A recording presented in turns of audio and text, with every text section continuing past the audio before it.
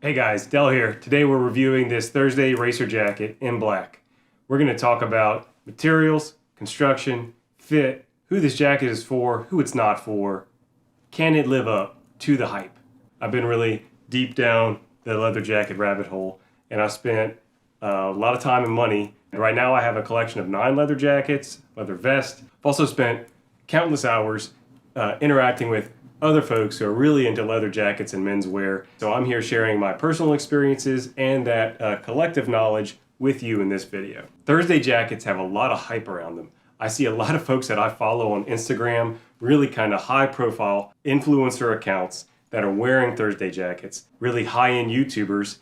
Alpha M comes to mind. Aaron Marino, he's mentioned that they are at least as good as $800 leather jackets he's had, that they're the perfect jacket. You know, there's a lot of hype that kind of gets built whenever we see these social media influencers pushing these jackets and looking cool wearing them and talking about how awesome they are. So my goal today is to kind of cut through the hype, talk specifically about the jacket itself, and give my own honest opinion about it. So let's dig in. First off, materials. This jacket is made primarily out of black lambskin. This lambskin is thin, stretchy, soft to touch. There's some grain apparent right out of the box. It really requires no break-in, has a luxurious buttery feel right when you put it on. This jacket feels fantastic the moment you put it on. But what you gain in immediate comfort, you lose in durability. So lamb damages easily. Brushing up against a brick wall or other rough surface may be enough to tear it. Softness can be a cause for wrinkling, like a shirt that needs laundering, except for you can't just go and launder a leather jacket. And in general, like lambskin jackets just won't last as long as ones made of tougher hides like goatskin, cowhide, or horsehide. Lamb is also inexpensive. Buying retail from Hide House, black lambskin goes for $2.85 a square foot. That's $2.85. Midweight cowhide for motorcycle jackets goes for $6.95 a square foot. And then high-end leathers like Horine Cormixel from their website, you're buying it at around $12-ish a square foot. So lamb is very much on the low end of the totem pole when it comes to cost. This jacket and the sourcing for the hide for this jacket, the provenance is not clear from the website. Now, looking at the tag inside the jacket, it was made in Turkey. The source for this hide is kind of unknown. However, when I did ask for that information from Thursday, I was told that they work exclusively with tanneries that can provide a traceable material record and have received high marks from the Leather Working Group for both environmental practices and chemical management, but no indication of specific tanneries outside of that kind of very general information. I have to imagine that Thursday, as a big buyer, is getting this lambskin for extremely cheap and bringing that cost savings into the jacket that they make. Other information about materials. The lining is all polyester. So the sleeve lining is a smoother weave of polyester than the body and pocket lining, which is a kind of softer, thicker, plusher feeling polyester. Jacket has no insulation, so it's not going to provide any kind of warmth in colder weather. I made a video about leather jackets and managing colder temperatures. This is not a jacket for cold temperatures. Hardware-wise, the zipper is made by a company named SAB, S-A-B, out of China. The website just says metal zipper guaranteed for life. So I have to imagine that different jackets made at different points in time will have different zippers on them. Mine has this Chinese-made SAB zipper. According to the website, the snaps are Ideal brand, and they don't have any labeling on the snaps themselves, but they work fine. And Ideal is a company that's North Carolina headquartered, but they make zippers at a variety of places around the world. This jacket weighs about 2.4 pounds. So put that all together, this is an extremely lightweight jacket. This is not a midweight jacket, certainly not a heavyweight jacket. For comparison's sake, my Schott Perfecto is about 5 pounds. So roughly a Schott Perfecto is roughly twice as heavy. Think of this as an extremely lightweight jacket made out of very light, thin hide. Now, if you're enjoying this review, I would really appreciate if you could like the video and subscribe to my channel. I have a lot more content coming about leather jackets and menswear and just awesome stuff in general. So thank you for watching. Talking about construction. So the sewing is straight, even, neatly done with a lightweight thread. The lightness of the hide also makes it easier to work with. Kudos to them for having their straight seams. Great job. But they did take the easy route by working with such a light leather. On the flip side, there are no kind of fancy seams, like no French seams, no double stitching, or any other kind of reinforcement in high wear areas. It's all single stitching that I have been able to examine all throughout the jacket. Other notes about construction. The front has two large panels, which is to say the front is broken up by the main zip in the middle, and the back is broken up into three. The arms are also three panels, and then they have the cuffs at the end.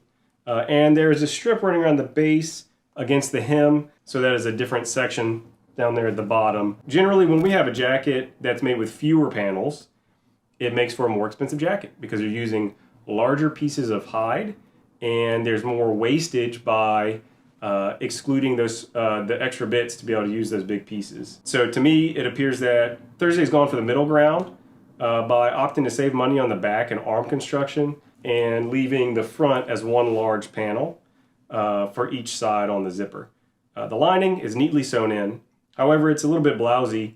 It drifts a little bit within the interior of the jacket. A maker could pleat that lining, and it would help it to give it shape and stop it from sagging below the hem over time. However, Thursday opted not to do that. This is a very simply constructed, even if it is very neatly constructed, jacket. Fit. If this jacket has a place to shine, fit is it. Thursday sizes run from small to double XL. They have 3 different fits within that. They have slim, athletic, and relaxed. The vast majority of body types can probably find a Thursday jacket to fit them. I'm 5'9", 175 pounds, with just over a 40-inch chest. I'm wearing an athletic medium, and it fits well. The lightness and stretchiness of the lambskin makes the trim fit very forgiving. And what I mean by that is the area across the shoulders is tight, but the leather is able to stretch easily across them. The leather across the arms is kind of tight, but again, the leather is very stretchy and forgiving. So Thursday is able to make a very trim jacket that stays pretty close to the body. They did opt for these high armholes. The combination of very lightweight leather and materials and a pretty trim fit for the sizing allows them to come off with a jacket that looks good on the body. So they have done a good job of this, and you have to give them kudos for making a jacket that fits properly on the body. Length of it, it falls just below my belt line. The sleeves in more or less at my wrist. Overall, it's a good fit and works well for my body. And I think that most people, given their range of sizes and size types, could probably find a Thursday jacket to fit them if they want it. And so if they want it, this kind of gets into, who is this jacket for? Who is Thursday competing with when they're making this jacket? You know, my take on this jacket is that Thursday is competing with the Cole Haans and the vintage leather out of JCPenney and these other brands that we see at big department stores, where they're offering moto-style racer jackets, but the price point is $400, $500, $600. And part of the way that those stores operate is the real price for those items is only ever really discovered during Black Friday, whenever they drop the price down to $200 or $150 or $300 or $400 or whatever it may be that they discount to for that time of the year when the big box stores actually make their money.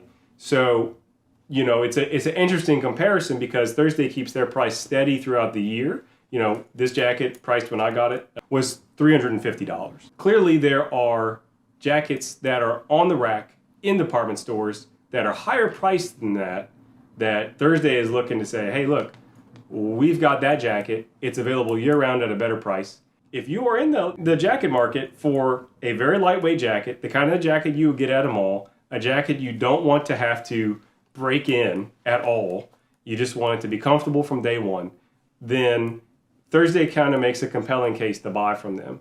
Now, if you are looking for a robust leather jacket, if you're looking for a jacket that will mold to your body over time because you have to break it in, and breaking in is what yields that molding process, and you like to see that development with time.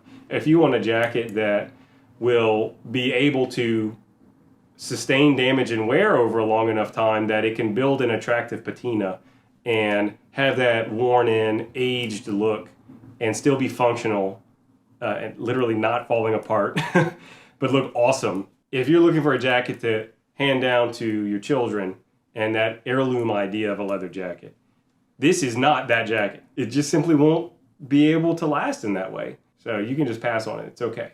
Go get yourself a used Schott or a used Vanson or a used Willis & Geiger or a used LL Bean jacket that you can buy for the same price as this one if money is the factor here.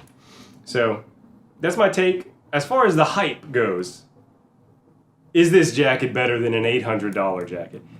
Is this the perfect leather jacket?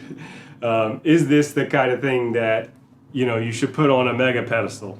Absolutely not. No. We should be clear-eyed about who this jacket is for and who it isn't for. And depending on what you want out of a jacket, ignore the hype and go with the facts about what you can expect from it to make a good decision if this kind of jacket is for you. So thank you for listening to my thoughts here about this Thursday jacket. So what are your thoughts about Thursday jackets? And the good, the bad, the ugly, I want to hear it. Today we're comparing cheap versus expensive leather jackets. This cheap jacket is $130 by Milwaukee Leather. At least that's what the branding says. And the expensive jacket is $915 from Schott, NYC. Let's get to it. All right, guys, we're starting with this Milwaukee Leather jacket. I do want to get something out of the way. The provenance of this jacket, it is made in Pakistan, which is a little deceptive considering the name. But there you have it. We're going to compare these jackets based off of their materials, which includes hardware, the construction, and then the design. How does this jacket? So first off, the materials. This jacket feels cheap. It does feel kind of heavy, so it has that going for it.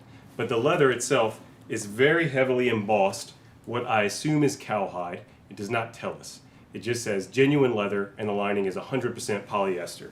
So there you have it. The lining actually, by the way, has a two-part. This mesh hanging part is intended for insulation. Underneath, you see there's a lining that lays flat up against the interior side of the leather. It can be unzipped. It's what they intend to be an easy way to apply patches, I suppose, to the back. Whoop.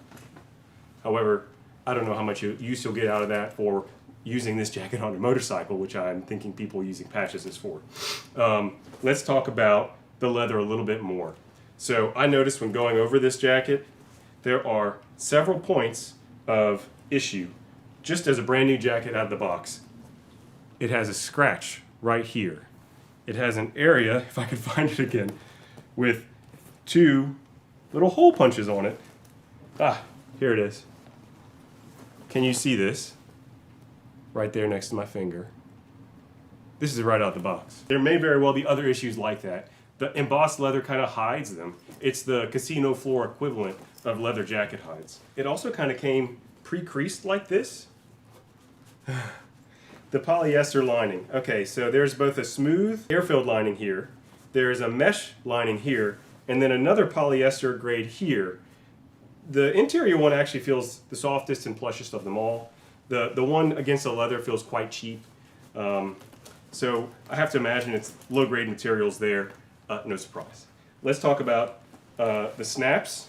They came cloudy out of the box. I don't know what they did to these snaps, but they didn't come out shiny and clean. The zippers. Hey, YKK, even a cheap YKK, have to say they make great zippers, so good job on that, guys. The belt, flimsy. I think it just emphasizes the nature of this bad leather. Other part of the material, the rawhide here. I'm not sure if this is good rawhide or not. I'm afraid to pull on it, so I might break it, but it feels kind of dry and crusty, which has to imagine it might break pretty easily if you start really cinching down on these adjusters here. So there we go, overview of the materials. Let's talk about the construction. How well is this jacket made? Like, how is the craftsmanship on this jacket? One easy way to check that is to look at this big, long main zipper line. You can hold it straight up and down. Woo! I don't know how well you're able to see this, but if you look down this line formed by the zipper being sewn in, it is not a straight line. In fact, it wiggles so often. There's not just like one single part where they just had a misread on the sewing machine. The whole thing is just a little wiggly back and forth. Not a good sign. I mean, that's the part of the jacket that really draws attention for folks that are looking at details. The same is held to be true on the other side. Let's talk about stitch work on the back. This looks, honestly, marginally cleaner. Maybe just because it's moving around to follow the curve, it's a little harder to see. Not great stitch work, guys. I don't see many loose threads or any loose threads, so they have that going for them. It does appear that there are some parts here where the jacket was glued together, perhaps, and then sewn. But it's kind of dirty looking with some residue underneath the edges there. Not great. Let's increase your finishing work, my friends. Okay, now let's talk about the design of this jacket and how does this jacket. One thing I do want to point out is the construction of this collar. If you notice, it wrinkles up against the back of the neck. That's because it's essentially one piece that folds over. A better design involves a piece that it lays flat that then attaches for the curve over to the back. And this jacket lacks that, so it will be wrinkly and bumpy against the back of your neck as you're wearing it. All right, so we have the jacket on. I gotta say, this isn't the perfect fit for me. I did buy a medium, so take it with a grain of salt from a fit perspective. The jacket feels big and long on me. How does this jacket? Okay, one thing I would note, these zippers on the sleeve ends are supposed to create a pretty wind-tight closure against the end of the wrist. This is not wind tight. Let's just call it what it is. That is a huge gap. I also want to point out that the lining here that continues into this part, this seems to be an okay design choice, though it feels cheap. All right, so the jacket zips all the way up. Kudos for that, friends. Here we see the tongue having a hard time fitting through this belt, which honestly feels completely irrelevant, and I'm showing you why. The belt ends at the seam here on the side, rather than continuing to the back and actually connecting to the back of the jacket. Why is this a problem? You want to cinch the whole jacket around, not just this area right here at the front. It should connect all the way to the back panel. All right, we're done up. I want to talk about the waist adjuster here, the cinching kind of addition here. It's supposed to make this more of a universal style fit. I want to say, though, that if done properly, this amount of material here underneath the cinching, it's going to be difficult to tighten because, as you can see, it is the same width as the remainder of the jacket. They've simply just added on this flap here with the holes to be cinched in. It's going to bunch up so much and not have an easy time tightening against the body. Jackets that are better designed for this will actually create like a triangle shape, perhaps. And so whenever you tighten, it comes together and brings the hem in as well. Also, the material underneath is rather thick. There's different ways of handling this. Sometimes they will use a thinner part of the same type of leather underneath in order to make an easier cinching here too. So the idea is there, but again, the execution and the fully thought outedness of it is kind of not. Open this pocket. It does open. It's very difficult to get in there. It is a little too close to easily fit your fingers in. I want to also point out something about this kidney panel. I'm going to pinch it. Oop, oop, oop. You can see it's really just as pliable as the rest of the jacket. It's not supposed to be. This should be a little bit stiffer back here in order to provide a little more support and protection to this lower part of the body. Now, the effectiveness of a non-armored jacket aside, these are just the design principles that we're aiming for in a motorcycle jacket, okay? So this one is just as floppy as the rest of the jacket. What is this doing other than looking like a motorcycle jacket? It's not actually acting like one. I want to also point out something too about the construction of these arms. That's a little bit hard to see with it on me. I want you to look at how this arm hangs. It has essentially no curvature to it. Now this is done in jackets by shaping these panels, which the arm is made of, to mimic the way that a body's posture keeps an arm. If it's a motorcycle jacket, those arms will be rotated more forward to make the jacket more comfortable in a riding position. This jacket is maybe tried to do that, it's hard to tell, but it essentially just looks like a tube hanging off the body, which means that it's not made for your body dynamics. And that is really true for this whole thing. So there we have it. We have the materials, poor. The craftsmanship, poor. The design and jacketability, poor. $130, Milwaukee leather. All right, and here we have the expensive leather jacket. It's a Schott Perfecto. It's a 618 model, which goes for $915 right now at SchottNYC.com. And as far as the provenance of this jacket, it's made in the United States. Their factory's in New Jersey. And I bought it used, by the way, so this jacket is not demonstrating a brand new jacket. I got it used, and I have worn it quite a bit in the nearly a year that I've had it. So take that as your little grain of salt. We're starting off talking about the materials. Of course, leather, it's a leather jacket. It's the most expensive part of the jacket. This is a nice leather. We know that it's cowhide, they've told us. They call it steer hide. For Schott, steer hide is a stiffer hide that they have treated. It's got a top coat on it that's intended to make this jacket tougher against the elements. It has a stiffness to it. Even now, after having been wearing it in and breaking it in, it's not floppy. It has no corrected grain. This is not an embossed leather that has a pattern applied to it. This is just the leather. This is what it looks like. So let's get you a little closer to it. You can see the grain developing here on the arms. That's just through wear. Talking about other parts, other components of the jacket, the zippers.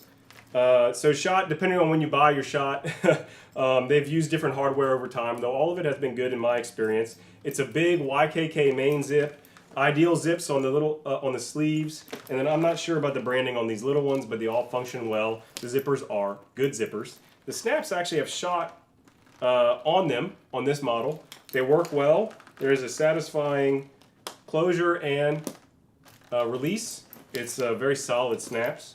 So materials are very good. They are high quality materials. They're not premium. They're not like the very finest vegetable tan leathers from Italy, but they're really nice. Talking about the other materials on the jacket, we have this polyester on the interior, and then what appears to be, it might be, feels like duck cloth, but it's probably also poly, I guess. It is smoother feeling. It has a breathability to it. This is a pretty quality interior lining here. It goes on and off easy, and it feels robust without being too rough. It's a good material. The sleeves, by the way, are lined in something different. This material, oh, it's the same as what's in the pocket. I never noticed that. As many times as I've worn this jacket. To make it easier to go on and off and not bulk up your sleeves. So, talking about the construction on the jacket from a craftsmanship standpoint, I see a loose thread here, but I've worn this jacket quite a bit. And looking down the line, it is much straighter, although it is not some kind of laser perfect mode. The stitching around the pockets is neat and well done. Looking at this back area, this is a complicated zone here, and it's well done. Again, the stitching is a little bumpy here and there, but better than on the cheaper jacket. So, pretty good. I put this like middle upper grade, well put together, but not the fanciest sewing work. Now let's talk about the jacketability of this jacket. And I think this is where this Schott jacket really shines, aside from the materials. How well does this jacket jacket? Well, the best way to find that out is to put it on. It feels good on the body. Obviously this jacket is a better fit for me than the other one. It rests well on the shoulders. Let's talk about the sleeve thing that we just did with the other. Look at this. This sleeve, it bunches here to create a better seal against my wrist. Comparing open versus closed, it's really on there. It does a good job of making it tight. Okay, excellent. This back panel here, it's stiffer. This is stiff, yeah, sure. This is stiffer partially because the leather is folded underneath there, and it's a smaller panel, so it has a greater tension across it than a big, large panel. The belt goes easily into the belt loop. small, but it matters. Now, I want to show you also, this belt connects to the back panel. Amazing. It actually can cinch across the side and back to the front of the body, like a belt should do. Working this pocket, I can get my hands in there a little bit easier. It's a degree of millimeters, honestly, but it's actually just functionally easier to use. So there we go. I also want to show you the neck on this jacket and how the arm hangs. Notice, this one is made with a stiff piece that ends right before the collar fold,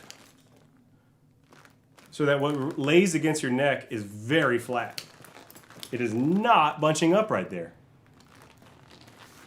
And in fact, if we see, there's a whole construction that goes into this neck. Different panels stitched together in such a way that it will fold properly and feel good while on. That's a well thought out jacket neck. Let's talk about these arms. Now, I've worn this jacket more, and so it has some shaping to it. You can see how it wants to curve. And looking here at the shape of the jacket, it comes a little straighter out the box, but you can see the way that they have sewn these panels, which just have amazing grain here, by the way. They have built it to where it curves. These curves directly impact the way that the sleeve hangs. This panel is built to shape towards the arm. It's because this jacket is made to ride a motorcycle, and they thought about it so that you can be up like this. So, design, jacketability of the jacket. This jacket is really well made from a design standpoint. I mean, you could take those cheaper leathers and build it exactly like this, and it would feel so much better on because of the nature of how this jacket was thought out. So, materials, these are good materials. They're not the top tier, but they're very good. The construction, I would say middle upper. Not the very best, not the very worst, but functional. And then when we get to the design is so well done. Schott really does know how to make a good jacket. And it shows in all these little ways that translate into a good wearing experience and a jacket that's more practical to wear for its intended purpose, riding a motorcycle. So we've compared the materials, construction, and design of this Schott jacket versus the Milwaukee leather jacket.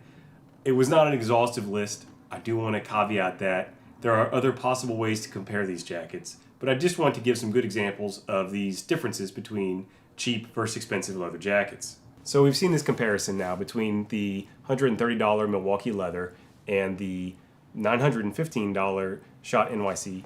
So what kind of conclusions can we draw from this? You know, cheaper definitely means much worse materials. Much worse materials. You essentially have a jacket that will not wear in and look better over time. If that's something you're looking for, that's going to be a major disappointment if you buy the cheaper jacket.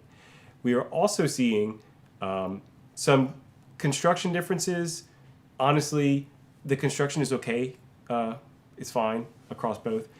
But really, in the design, man, the Schott jacket, the design is so much better. It is so much more well thought out on every level. Does this matter if you're not actually planning to ride a motorcycle? Well, yeah, it does. You know, at the very least, you have a jacket that looks like it was built for a purpose, and that purpose is something other than costumery. And you cannot fake the genuine article. If you're trying to fake the genuine article, it just comes off as super fake. You know, I think that, you know, the problem you have with a Schott jacket that I hear is hard to pull off. And really, this is just a matter of being willing to be someone that is seen wearing a motorcycle jacket, whether you're riding a motorcycle or not. You know, the problem with the Milwaukee leather jacket is people are going to wonder what costume party you're going to. It's a pretty bad problem to have. So, I mean, I guess, yeah, if you are going to a costume party, get that cheaper one and call it a day. But if you want a jacket that you'll be wearing and wearing a lot of, paying the extra money really pays out the dividends, both in the quality of the materials and how they'll look, and in the feel on the body and the overall vibes. And can we put a dollar value on vibes?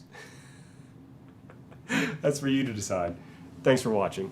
Hey there, this is Del from DudsByDel. Today I will be doing my first review of a awesome leather jacket here on YouTube. If you like this kind of content, please like it. Please subscribe to my channel. There's more to come. I am talking about this Schott leather jacket. I am going to be focusing on the details of the jacket and how it wears. If you're more interested in the history and provenance of Schott's jackets and leather motorcycle jackets, there are other sources for that kind of information. I feel like Carl Morowski did a wonderful video about this. So starting with the jacket itself. Which jacket is it? Is a wonderful question that I get all the time on my Instagram. This jacket is the model 618. Schott has a bunch of different model numbers for jackets that can look basically the same with minor differences between them. Mainly what you're getting between those different models is either a different leather or a slightly different cut. And as you go between those different models, maybe the leather is softer or broken in or hand oiled or handled in some special way. Maybe the lining will be different. This is what you might consider to be the basic, standard, essential model made in their steer hide, which has a rather thick top coat. This is a vintage jacket, and it looks in some ways to be like a new jacket due to how tough this leather is. It's at least about 20 or 25 years old. And this model 618 is really for Schott the closest they get to a true motorcycle jacket with this tough leather and some features for mobility that make a lot of sense on a motorcycle, but that sometimes get eliminated for their more fashion-oriented jackets. Those features in particular would be visible here. They are the action back, which allows the jacket to move with your shoulders, and these what they call underarm footballs, which allow for greater range of motion. So while the jacket is zipped, you can move around your upper body with less restriction. You have more mobility while the jacket is on you. However, as you can see, it does add a kind of complicated look to the back. If you're not interested in that, you might look for one of the more fashion-oriented jackets, which I can talk about. But other things about this jacket, just the classic items about this jacket, it has the epaulettes, it has these snaps to keep the lapels down and the collar down while you're riding. If you are not riding a motorcycle, you'll probably want to leave those unsnapped, as the tension over time can cause some deformation to the leather. Here, we're going to put it on.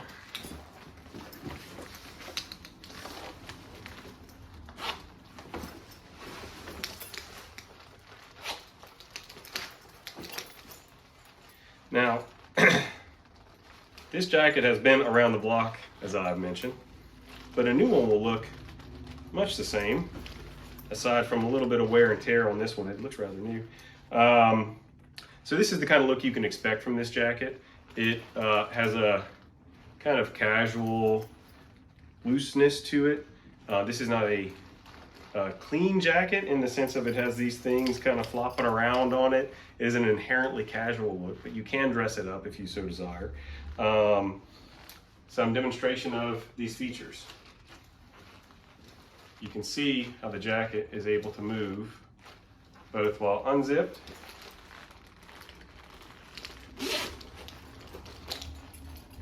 and while zipped.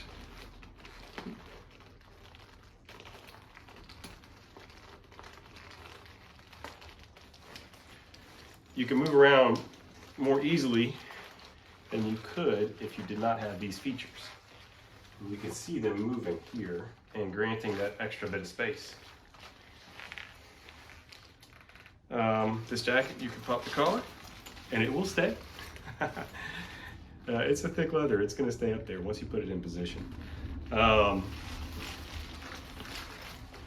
leather squeaks while you wear it. If that bothers you, this might not be the jacket for you. I have been told that if you condition the leather, if you oil it a bit, it can reduce the squeakiness, but it will always be somewhat present.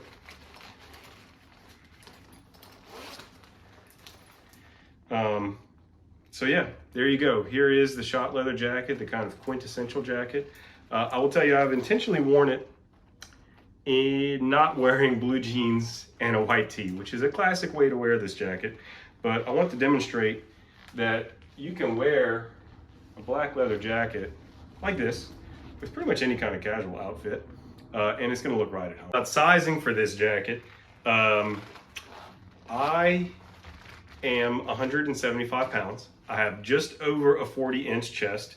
I have a very small amount of belly. I got this jacket in a 40. It fits as you see, which I feel is perfect. I see sometimes there are recommendations with the 618 to size up from your standard size. I personally would not do that. I feel like the 40 is a size I get in most things. This is a 40, and for this jacket, it has worked out fantastically. One note also about sizing is the length of this jacket is a little shorter than the current model. As I mentioned, this is a vintage jacket, so the sizes for Schott jackets have changed over time. I've compared the other dimensions. Really just the length is slightly different on this one. So you can expect to see, if you get a new model of this jacket, about an inch or so extra length, which may or may not be a good thing for you. I think for most people buying contemporary items, the additional length is probably welcome. Details to know about this jacket that are not so apparent: the zips. This particular model keeps the leather here in the middle. It makes a very tight seal whenever you zip all the way up. It is possible to add a fur collar to this jacket. That's what this snap is for here. You snap it on, and then it comes over the top and edges, and then you've got a fur collar on your jacket. You can buy it from Schott. And if you are interested in buying this jacket, the link will be in the description to the Schott website to this particular model. I hope you follow it, and let me know what you think in the comments. Thanks, bye. Hey, if you liked the video, please hit the like and subscribe button. I really do appreciate it. Thanks. Hey guys, Del here today, and I want to talk with you about something, burning question that has been on everyone's mind. And it is, why did they make the Schott 618 so dang short? Which could alternately be titled, Why I Stopped Worrying and Learned to Love the Short Schott Jacket. So, the first thing, the answer why, is actually quite straightforward. Because form follows function with this jacket, and to be in a proper riding position for what they were considering at the time, to sit, arms out, on a bike, you do not want the front of the jacket shoved up in your face. So the jacket needs to be short to be above the hinge of your hips, so that whenever you bend them, it doesn't get pushed up. So that's a basic, just kind of why. Now, from a fashion standpoint, or a looking good standpoint, man, why is that jacket so short? I don't like the way it looks. I think you need to just step back a little bit and think about versatility with an expensive item like a leather jacket, and how can you wear it and when can you wear it. And you'll see that a short jacket is actually quite versatile. So I'm wearing the jacket here, zipped up, and yes, you can see the double belt situation going on. I did that on purpose. I wore this really bright belt against these dark jeans so you could see it.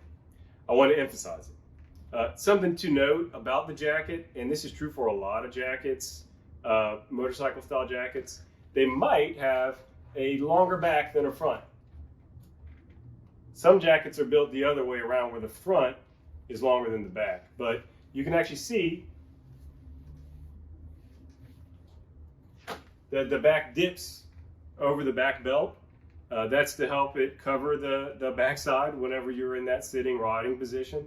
It also has a kind of convenient effect where the jacket doesn't get caught on the back top of the belt, and then you have to kind of shimmy to get the jacket over it into the proper position. So, one, I want you to try to embrace the idea that this can be a good look. Maybe it's not for you. That being said, this can be a great look, and I think that's true, but it isn't for everybody. So let's see what happens when we unzip this jacket. Kaboom. Now this looks proper fitting from a modern standpoint too, right? The jacket opens. This part in the front that seemed a little bit short ends up covering the belt somewhat, and you have a kind of trim, easy fit. So in this position, a jacket being worn open, you might be the way that you wear this jacket whenever you're not riding on a motorcycle. Because let's just be honest, if you're riding a motorcycle and you have the need to zip up your jacket all the way, who gives a flying flip if you have two belt buckles showing while you're riding your motorcycle? And then when you get off of it, if you don't like the look, you can just unzip the jacket. Kaboom. End of story, you're done. Happy days are here. Now, there is a kind of hidden thing here, which is about preferences and whether your shirt will be tucked or untucked, and also about how high on the waist or up the waist your pants or trousers are. So, classic style jeans that were made by Levi's, for example, in the 50s, had a higher rise than you would see commonly today, a higher rise than these jeans in particular, by about an inch or two. And so you would actually find in that classic style, if I zipped it up with a higher rise pant, it would actually cover the belt buckle. So it's not like everyone back in the day was running around with two belt buckles showing. And if you're trying to look in that classic sense, well, then maybe you should buy pants that are from that era or are designed to be as though they're from that era.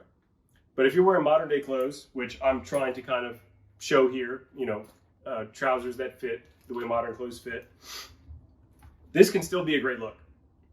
And what about someone who is wearing their shirt untucked or wearing higher rise trousers? A lot of people these days do wear their shirts untucked. And this is kind of where the magic is that this jacket still looks good even if your shirt is untucked. Kaboom! Once again, looks great. Everyone's cheering. It's fantastic. This is a short jacket, but it still looks fine, right? And if you do want to end up zipping up your jacket like this with the shirt untucked, it is a kind of messier look. But then again, you're wearing your shirt untucked, so I suppose you're okay with that. It ain't that messy. It's just a little strip of white under the jacket. I think this looks good, although I prefer my shirt tucked in. And I want to kind of compare this to what happens when you have a jacket that's longer. So I unfortunately don't have the Schott 519 that I used to have, and I've never had a 118, but those are Schott styles that are longer, at least by about an inch or so, depending on the specific size of the jacket. And so I do have this Johnson Leathers custom motorcycle jacket that I had made that I will put on real quick to show you.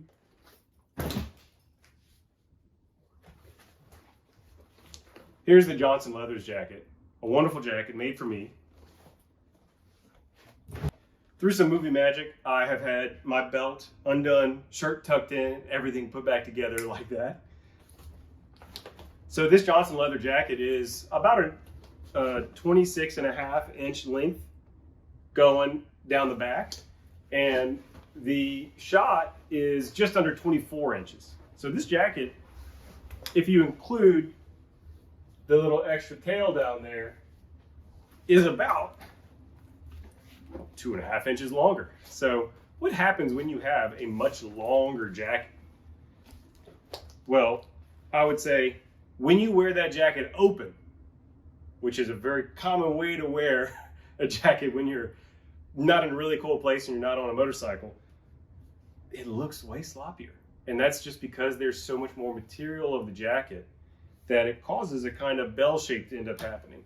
No matter, even if the jacket is really trim while worn zipped, which I'll show you, you just have more material. And so it's going to look kind of sloppy. In fact, I really don't like the way this looks when it's unzipped.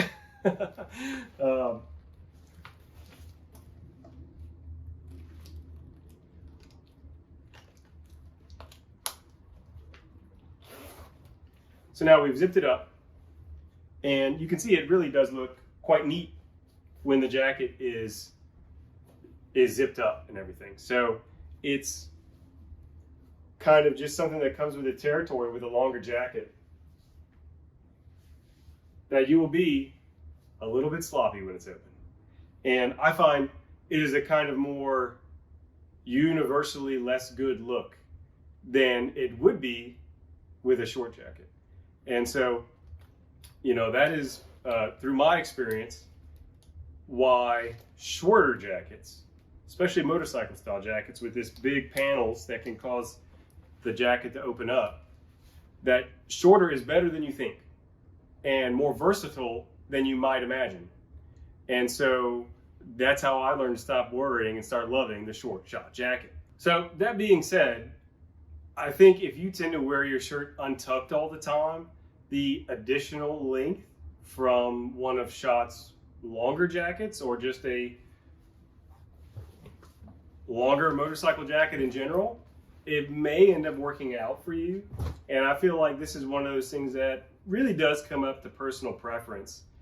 But it's really one of the reasons why the Perfecto has been so enduring, is that the shortness of it allows it to be used across a bunch of different styles of body and wardrobe and still look good, whether you wear it for your style zipped or unzipped, or with your shirt tucked in or untucked, or if you like to wear your trousers high or low.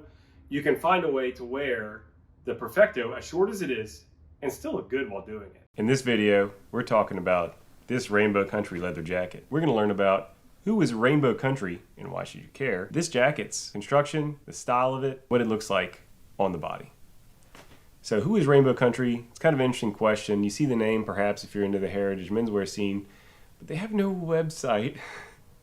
It's kind of hard to learn about them. Digging into it for this video, I ended up coming across the Recall Clothing intro to the brand on their website. And this is what they had to say, which was based on an exchange from the founder at Rainbow Country. The company, previous to being called Rainbow Country, was founded in 1988 in Chiba Prefecture and used to work with many specialty Japanese brands to sew leather jackets to the highest levels. Back in those days, I was working for a very famous Japanese heritage company as a specialty planner for leather garments. I was able to study deeply the leather work and travel to the best tanneries in England, Italy, New Zealand, and USA. 5 years later, I stopped working for this heritage brand and was hired by the former company, because it wasn't called Rainbow Country back then. When hired, they basically gave me the reins of the leather department, and I named the company Rainbow Country for one simple reason. I want my customers to feel like kids watching a rainbow, only happy and satisfied. I then went to the famous horsehide tanner Shinki Hikaku in Hyogo Prefecture every year, and went to the finishing factory in Tokyo every week to study and check every aspect of leather tanning. Since then, I have made many styles of leather jackets in our own factory, using only Japanese leather, Japanese bespoke parts, Japanese cotton thread, etc. We usually study old American military, motorcycle, and sports jackets. They have very interesting details, and they are both challenging and fun to reproduce. In terms of leather, we usually work with horsehide. It has a lot of potential for making old-style leather jackets. Because of that, I named this leather brand California Manufacturing Co., which feels like an old American-style company. In other words, Rainbow Country is the company name, while California Manufacturing Co. is the brand name. But everybody knows us under the name Rainbow Country. So that's from the founder of Rainbow Country. I have heard, perhaps, that he worked at Freewheelers. This was a discussion on the Fedora Lounge. Someone who has a lot of background knowledge on these different brands had shared that that was his understanding, and that not only did he used to work at Freewheelers, that they also use the same factory as Freewheelers for their leather jacket production. Now, this is not confirmed, but it would explain the high level of construction. They really focus on jacket models from the 30s and 40s. What kind of style is this particular jacket that I'm reviewing? It is essentially their Hercules model. There are some differences from the kind of standard mainline Hercules that they make. The most significant of which that I noticed is that there's no throat latch at the top of the zipper, but otherwise the general style is the same as the Hercules, which is a half belt model.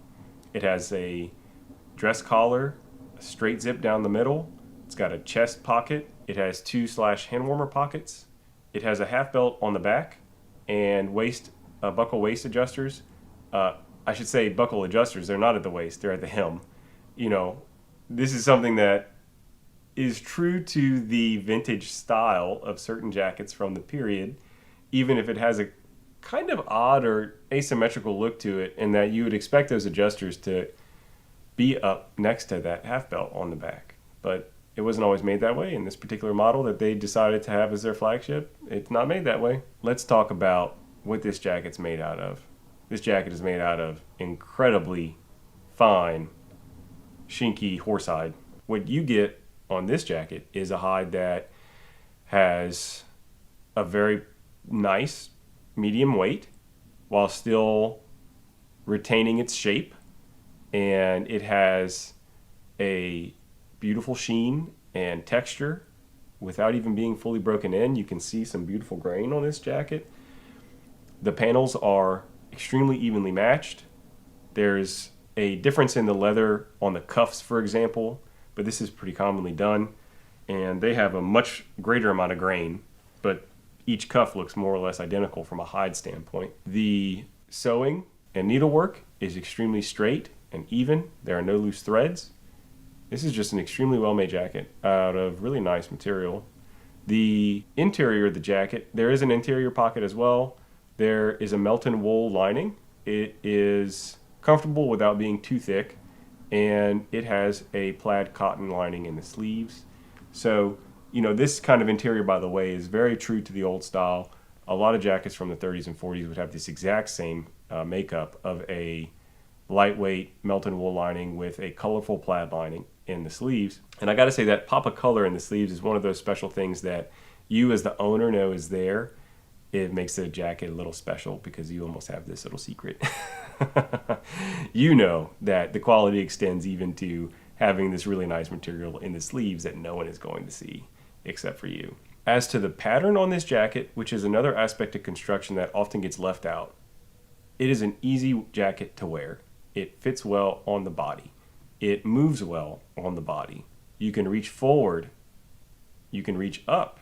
You can bend your arm and put your phone to your ear and simply wear the jacket without it getting in the way. And that is achieved even with a very trim fit. And this is kind of the difficult thing, right? To get a jacket that is easy to move in but is also nice and trim. It's easy to move in a jacket that's 2 sizes too large. But to get it done right at this very trim fit is technically challenging and impressive. Other things to know about the way this jacket fits. Very commonly for a sports jacket, it has a front drop. That means that the front of the jacket is a little bit longer than the back of the jacket. And that is because in the standing position, the hips with their tilt and the shape of the body and the way that we have a standing posture, you will tend, if you have a perfectly evenly cut jacket, to show the bottom of your belly or more of your front belt buckle perhaps than you would like. And so this jacket neatly covers the belt while in a standing position and moving around, and it allows it to be a little more versatile across body types, especially, for example, if someone has a bigger belly that is pushing out the front of this jacket, it could ride up if it was perfectly even cut, and that could make for an embarrassing jacket to wear. As far as how this jacket, the style of it, how to wear a half belt, this is a refined looking jacket. It is not a punk rock looking jacket. It's not a metal looking jacket. I think that it's a jacket that dresses up well, that you could wear with your tailoring or business casual and just take off your suit jacket or put it on with what you're wearing from work and go out, and suddenly you have a going out look. It's a jacket that you can wear with a t-shirt and jeans and have a nice refined look. Could go with rockabilly or western. It's a pretty versatile jacket in that sense. I mean, come on, it is a leather jacket. There is a certain edge involved there. This jacket allows for some environments that more common styles like the motorcycle jackets might seem out of place. Well, this is the jacket you could wear to those more formal, not actually formal, but more dressed up occasions. So fit. I typically wear a size 40. This jacket is a size 40. So what you can expect is a trim American style fit from the size tag. The specifics do matter on the particular model, and sometimes from year to year they do make adjustments. But the Rainbow Country brand identity as far as California manufacturing go, being that brand, they are building jackets to an American standard. Now, it is a standard from an earlier time, so no surprise that it's a trimmer fit. I'm 5'9" and 175 pounds. I have just under a 41-inch chest. This jacket fits essentially a perfect trim fit, and I can still move around easily in it and be comfortable without my arms feeling like they're falling asleep. So there's your sizing advice. As far as the price of the jacket, currently there is an extremely favorable conversion rate for yen to US dollar. So the price is around 200,000 yen for this jacket new, which translates to around $1,300 or $1,400. Well, that's a fantastic price. I mean, there are times when the yen to dollar conversion rate would put this jacket $2,100, $2,200, $2,300. If you're considering buying this jacket and you're looking for one new, this is a good time to buy if you're in the US. You also have to consider that Rainbow Country does not produce a huge volume of jackets. And so when you're looking to buy one, you might have to get on a waiting list. What is the value proposition and is it worth it? Well, I mean, basically the jacket is made like a dream. It looks like a dream. It does truly live up to the promise of the founder that he just wants you to be smiling and satisfied. It's an incredible jacket. If you just had one leather jacket and you did not want it to be like a motorcycle jacket like a Perfecto or something like that, which I find is pretty common, and you don't want it to be a flight jacket like an A2, you just want something refined and awesome, this could be your one jacket. And the amount of wear that you can get on a jacket like this obviously is quite high. It's made of robust materials, last a few lifetimes. So if you can find the jacket, it's a fantastic value proposition, especially with that really good conversion rate on the currencies right now.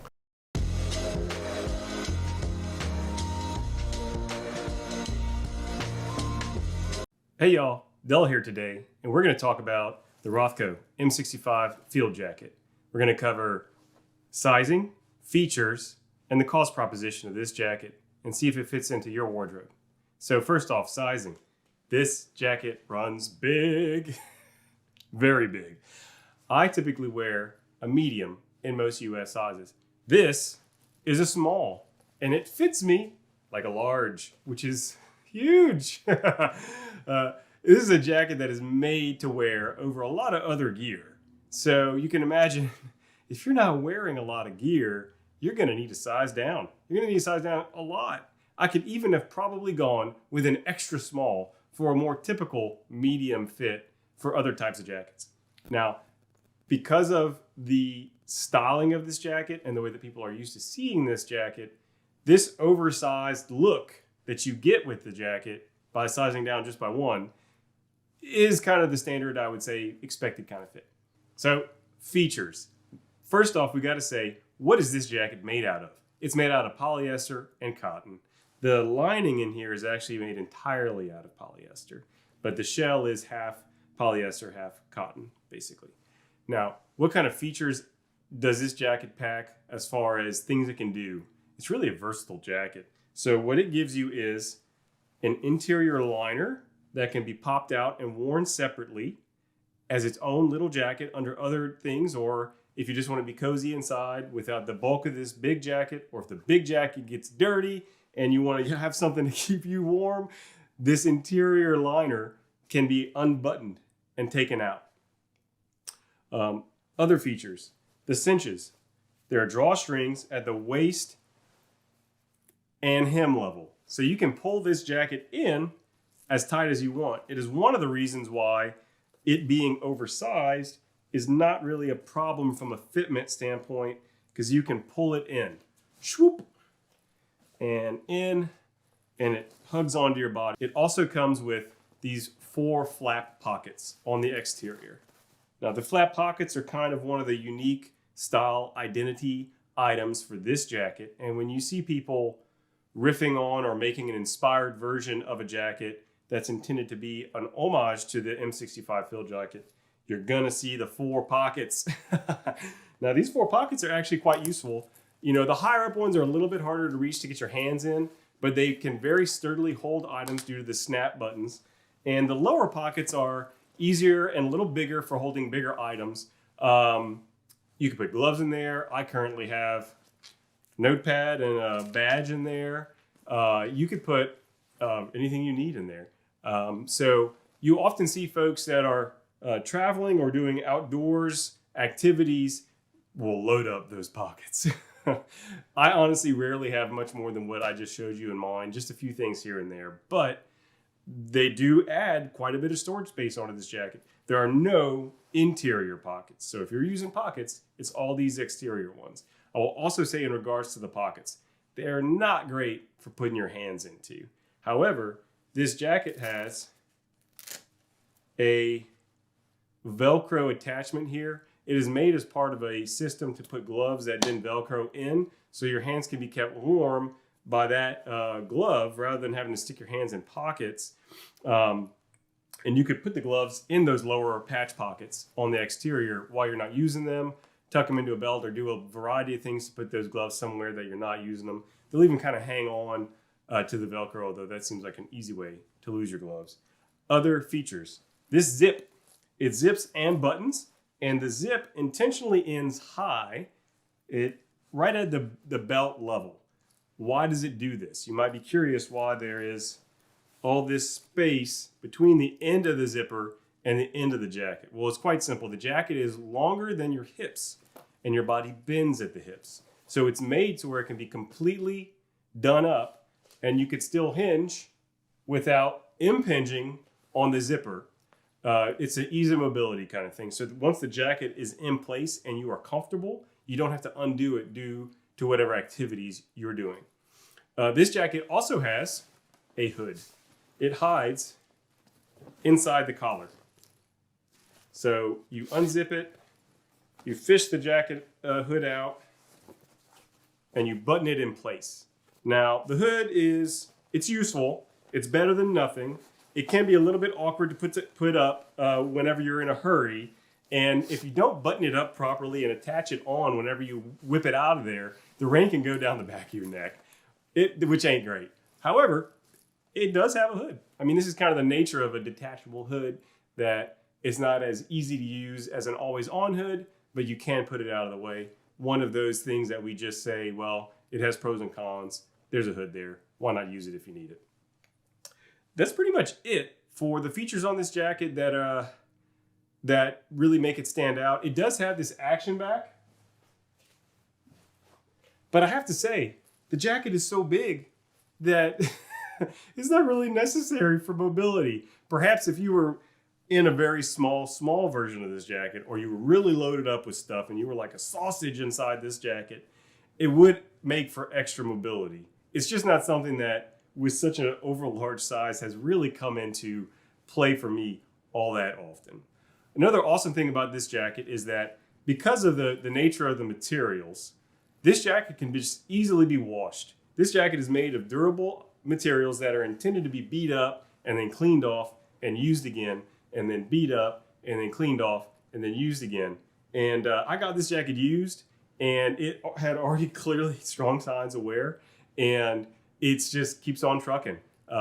So if you're looking for a jacket from a feature standpoint that is easy to wash and comes back just as strong as it had been before without shrinking or having odd things happen to it, great choice. Now we need to talk about price. So the Rothko M65 that you see me wearing here is on the low end of the scale. This jacket costs about $100. If you're looking at Alpha Industries, theirs goes up to about $200.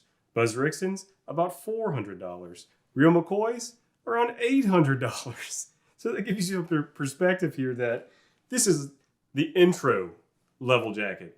If you're wanting to get your toes wet into the M65 waters and you want to try one out without spending a bunch of dough, this would be a good starting point to see if it's something that will work for you from a style and feature standpoint.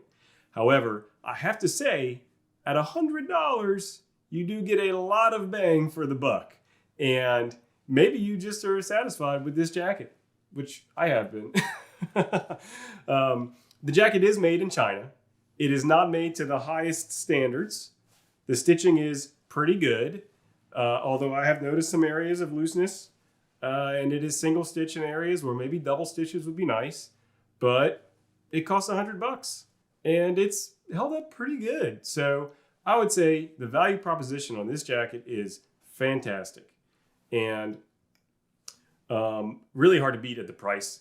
Also given the fact that you can get it in a lot of different colors, which with those other more faithful reproductions that are more expensive, you're really limited perhaps on your options for colorways. So there we have it. Rothko M65. We talked about sizing. We talked about features. We talked about price and the value proposition. Let me know what you think, and have an awesome day. Hey guys, Del here today, and I'm going to talk with you about how to break in a leather jacket. There's really only one trick you need to know. Before we get into that, I want to tell you who I am.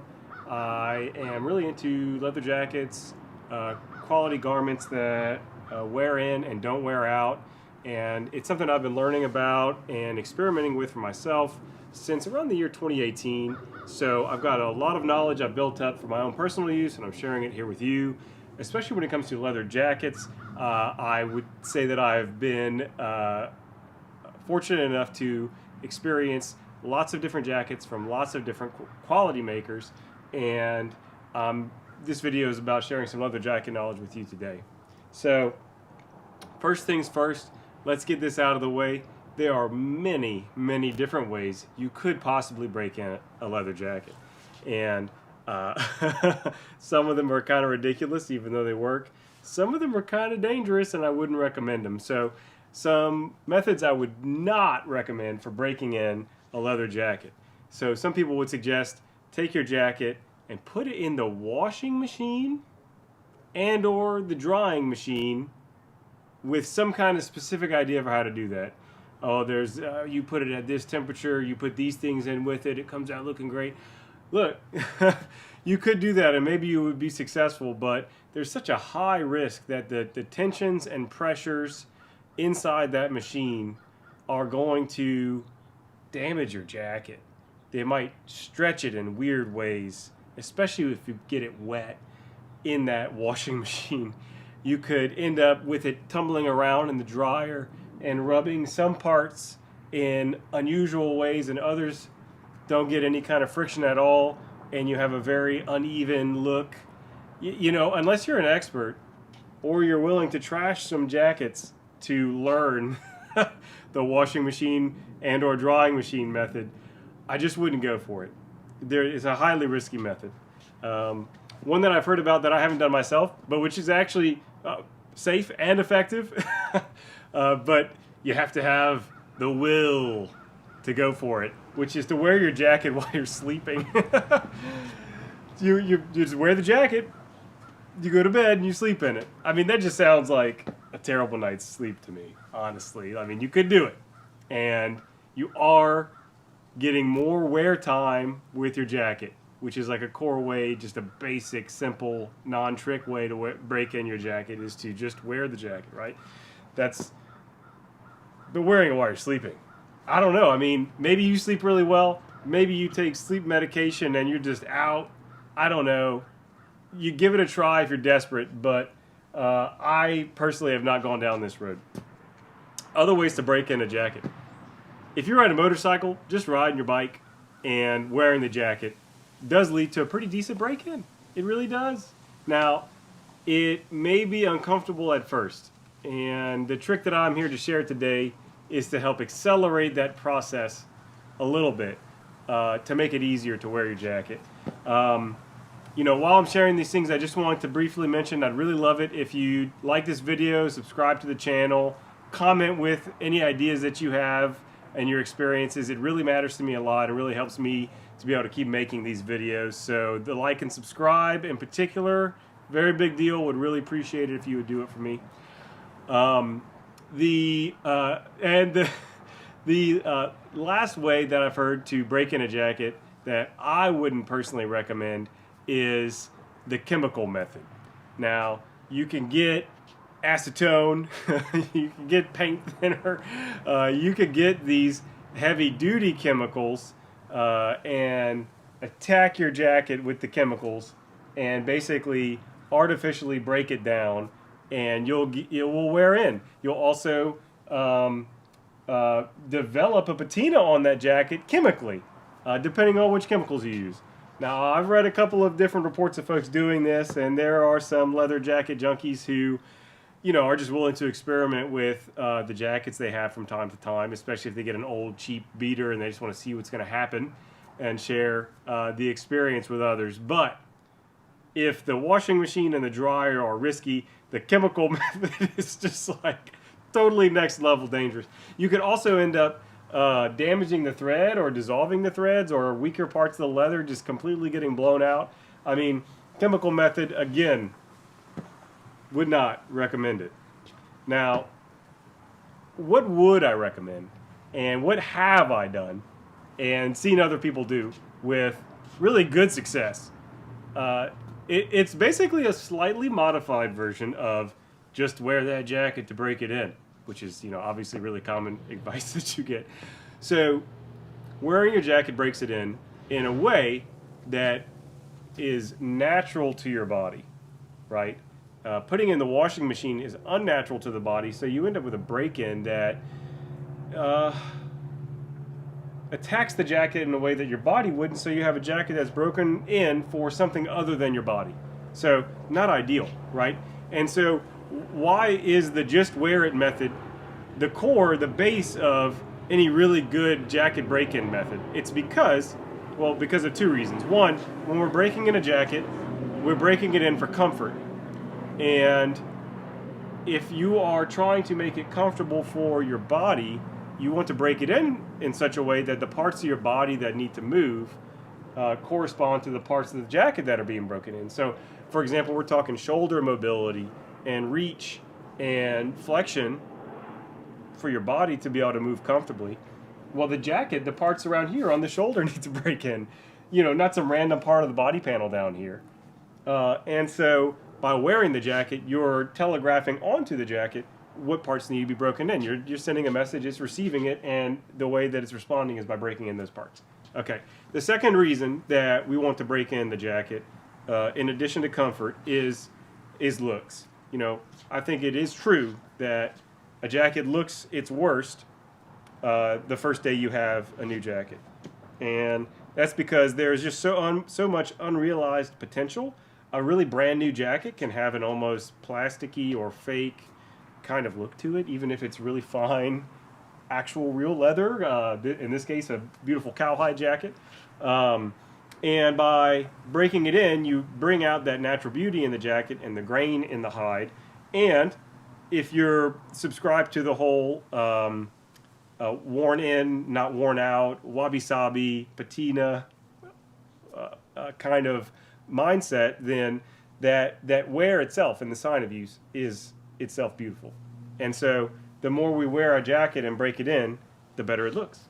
I totally agree with this, and this is a running theme for me.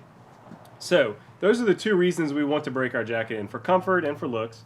And we've established that the best way to get a jacket that is as comfortable as it should be and looks great and correct, if that's the right term for it, correct, looks right, is by wearing it, so that it's the discussion between our body and the jacket that's resulting in the break-in. So all you really want to do is accelerate that natural process. All you really want to do is accelerate that natural process, and instead of sleeping in your jacket, which sounds awfully uncomfortable, all you really need to do is get the jacket wet. Yes. Simple, easy, natural. It comes from the sky. I mean, this is something that happens with folks that are just wearing their jacket. It rains sometimes, doesn't it? And for a jacket that is made for rough wear, getting rained on is a-okay. Now, for leathers that are really easy on the break-in scale, and we're talking about lighter weight, veg tan leathers without serious top coating, getting them wet might accelerate a process that's already pretty quick. And so maybe you don't want to do it a lot. But getting the jacket wet for a motorcycle jacket like this in a really robust cowhide, it's a big help to get past that initial stage of this jacket looks brand new, it looks stiff and uncomfortable and feels uncomfortable. How can we get it past that stage in a way that honors the way we want to break in this jacket without having to take it to bed? And I'm going to show you. Let's demonstrate. So I have a spray bottle You could also get caught in the rain, especially if you're riding on your jacket. All you got to do, so the water that I use in this, our water doesn't have a lot, isn't really a hard water, so when I spray water from my tap onto the jacket, it doesn't leave any residue behind. Depending on how your tap water situation is, you really might want to get a purified water. You don't want added minerals. You just want the plainest, purest water you can get. I know at superstores in the United States, you can get this kind of gallon jug of water for $1 or so. It's nothing fancy, but you just don't want water with a lot of extra minerals in it. Water that when it dries will leave residue behind.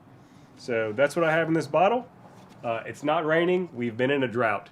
What do? Well, I just spray the jacket down like this.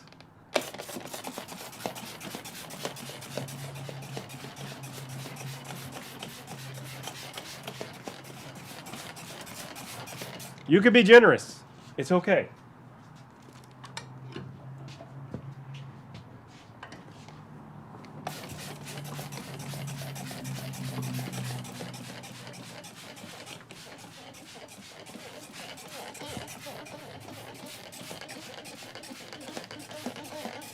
Make sure not to forget the undersides of the arms.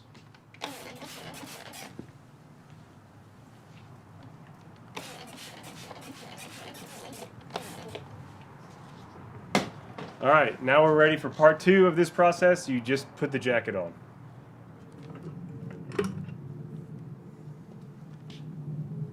Now, I do not normally hang my jacket zipped, but I did zip it up prior to spraying it so that I wouldn't be getting the inside of the jacket wet. And I hope you can see just how damp this jacket is. It's a wet jacket now.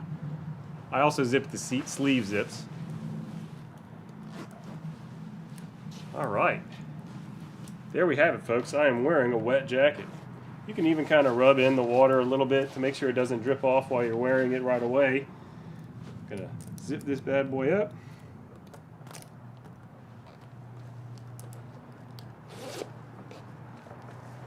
Now, all I am going to do is wear this jacket until it's dry. It won't take all that long. What you'll find is that some of the water, depending on your particular jacket hide and how it's been treated, will absorb in a little bit. Some will simply drip off and evaporate. And in, say, 30 minutes to an hour, your jacket will feel more or less completely dry. Great. You're done for the day. Now, step 3 of this process, step 1 is get it wet. Step 2 is wear it till dry. Step 3 is it's going to seem dry when you're done with it. But do not put this jacket in the closet when you're done. You need to hang it out where it can truly dry all the way before you put it into a closet. Or you can get mold develop on your jacket and ruin it, which nobody wants. So the thread might still be damp. A little bit of the lining might still be damp. You may not be able to tell, but the space between the lining and that interior part of the hide, that could still be damp. So you really want to make sure the jacket is thoroughly dry once you're done with your wear.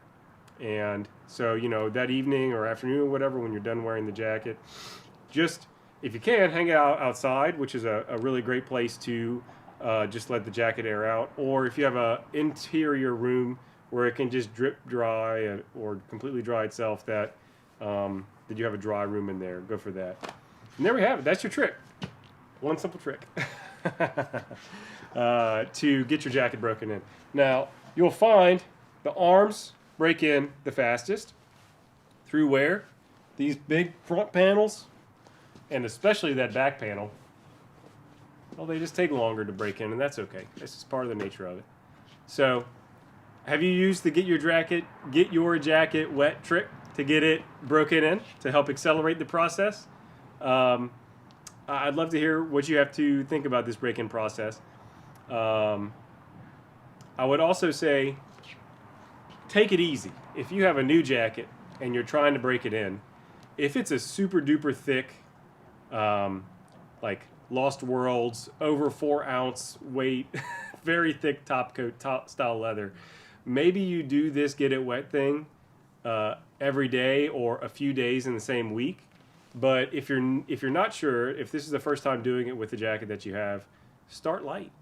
Just do it once that week and see how the development goes, and come back and look at it, and then decide if you give it more water or not, to accelerate the breaking process. Because the goal is to get it started, to get things where you need to go, but you don't want to just accelerate your way past and then have like a oddly scraggly looking, overbroken in jacket or arms or something like that, or you never actually let the jacket fully dry, and you're just adding more water and adding more water, and then eventually you realize you've overbroken in the jacket, if such a thing is possible, and it just doesn't look the way you want it to, or you develop mold in there by keeping it too wet for too long. So there it is, the only break-in trick you really need for your leather jacket. Get it wet, wear it, make sure it dries when you're done. Have a good one, y'all. Hey guys, Del here today, and the plan is to give this jacket a bit of a conditioning. I got it used and never did touch it up. It's pretty squeaky and a little dry, and so I decided to do a little bit of TLC and record it. So what I'm using today is this leather dressing from Langlet's Leathers. They sent it in a bag made out of their standard medium weight cowhide. And it's a pretty straightforward silicone based dressing. Got clean hands. There's the tub. And all we do is work in a light layer throughout the jacket. So without further ado, here we go. First off, I did wipe this jacket down with a damp rag, then dried it off and let it sit for a while in order to be completely dry before conditioning. Secondly, after conditioning the jacket, there may be some extra conditioner on it. It's hard to tell how much is too much. You should always put a very light coat, then let it sit. After this, I let it hang for a while outside, actually, because the weather's been nice, and just let that conditioner soak in as best it could. Afterwards, I gave the jacket a quick buff with a dry rag to take off any excess. You may find that a really dried out jacket, a jacket that may need really heavy conditioning, you'll go through this process a couple of times if it really seems greedy for the conditioner. And then if there's any excess, you just always can wipe off that extra.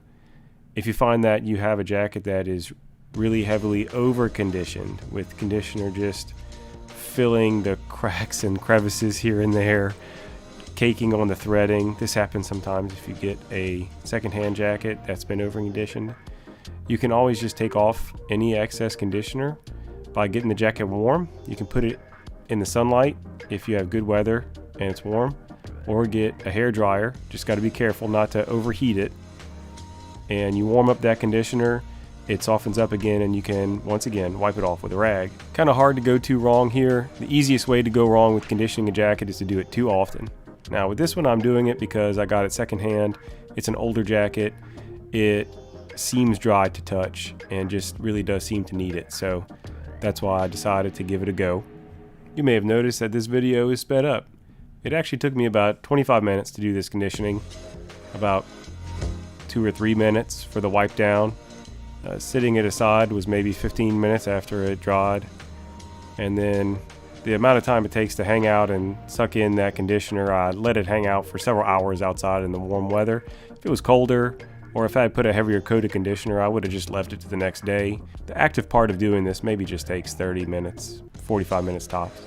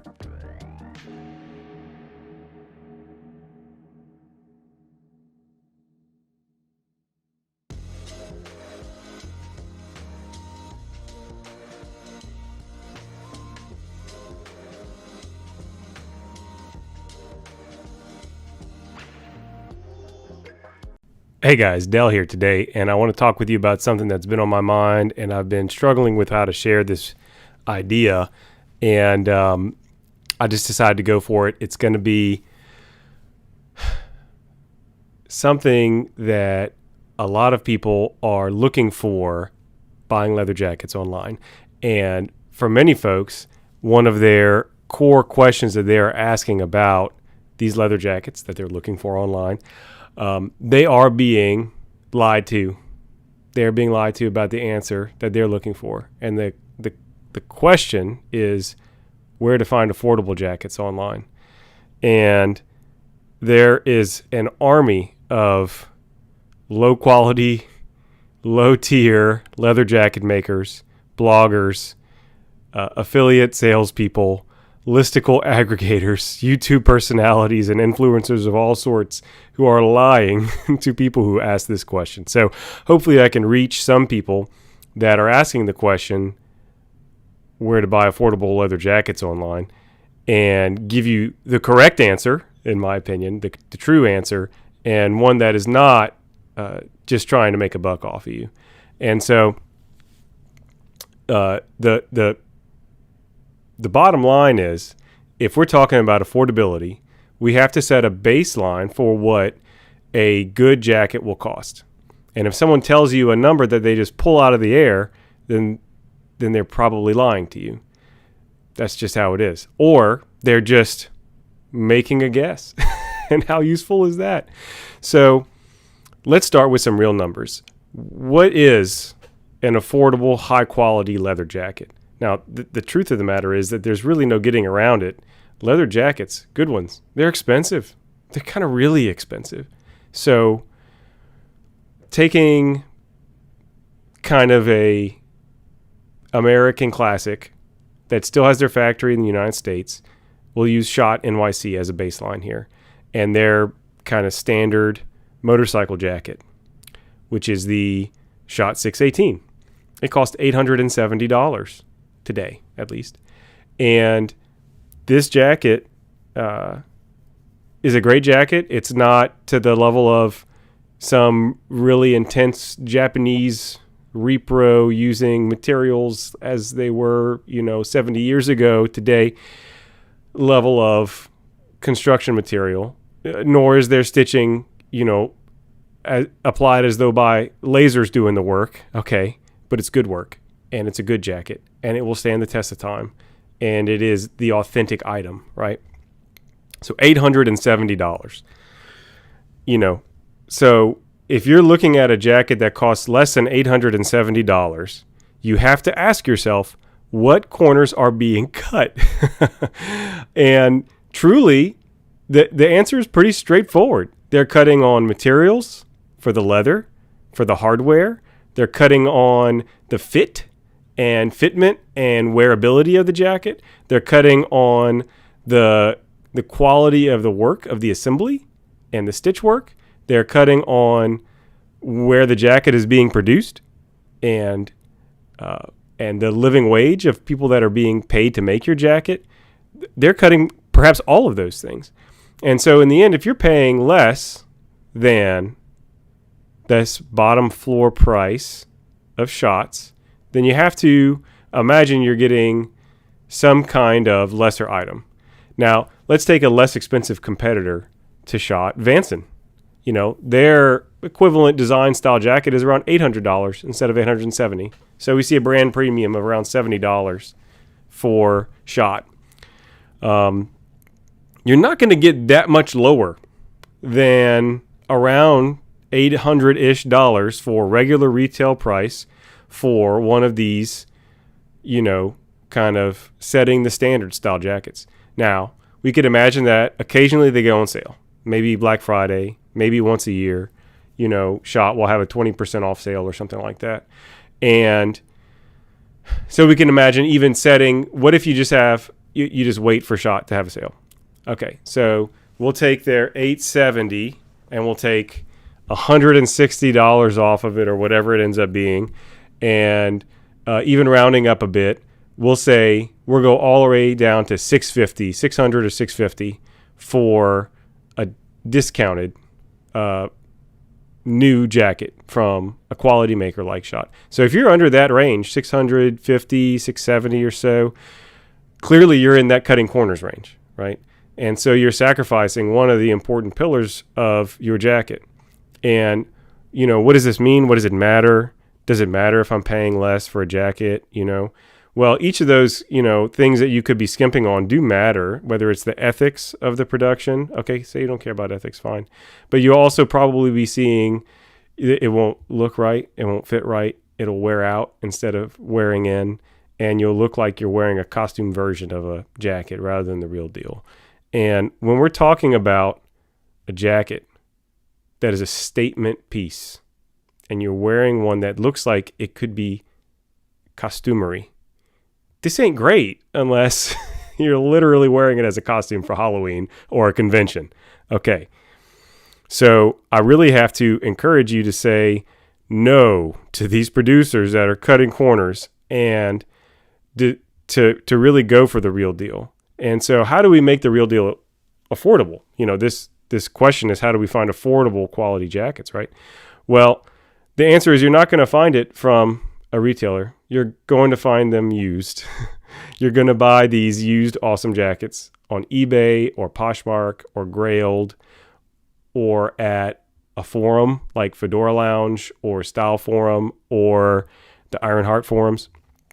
And that way you can get a jacket that will stand the test of time, that will be made of quality materials, that will be made well with those quality materials, that will have the right fit and wear properly when it's on your body, and that will last forever and actually be an heirloom item rather than just a piece of flim-flam. And so, there is a big question here about buying used, and we'll get to maybe your objections to it in just a minute. But I have to say, buying used is awesome. Buying used is great. You can buy used, and on the regular, you will find prices that are 20 or 30% off of the regular retail price of the asking price from Schott or Vanson or wherever. It's just expected that you'll be paying less because you're buying used. And so you're already hitting those Black Friday deals just as a matter of course when you decide to buy used. And you're also getting a jacket that has some wear on it. This is good for two reasons. One, it is a kind of colloquialism now. It's a well-known fact, I suppose. The worst a leather jacket looks is the first day you have it, and the first wear that it gets is the worst it will look, because these are items that look better with wear. A good jacket will. And so by buying used, you're already kind of advancing on that looking better with age thing. And the second part is, by buying used and getting a worn jacket, it is broken in a little bit for you. And that makes it easier to wear. And it will make it an easier process to get those wears in. You don't have to work for it. Some of that work has been put in for you. People say mold to your body and all this other kind of stuff. I mean, to be fair, the areas that are wearing are going to be the same for most people. The elbows, for example, will get some wear on them. The arms in particular will age more quickly than the rest of the jacket for most wearers. But that being said, there's still, for an heirloom item, if it's got some wear on it, unless you're buying a jacket that's absolutely thrashed, you'll still be able to make your mark on this jacket. So we're winning on affordability, we're winning on looks, and we're winning on wear by going used. All right? It's winning, winning, winning. Now, the problem, the downside to buying used. Okay, well, you're buying from a particular person. You probably won't be able to return this jacket. Okay, this is an understandable concern. You're dropping big bucks on a jacket and you can't return it. Man, I really don't want to spend $400 for something I can't return. Okay, so this is where there's a whole kind of lesson to be taught here, and I could do a separate video on buying used and a bunch of stuff to look at. The main thing to do is to get the size right.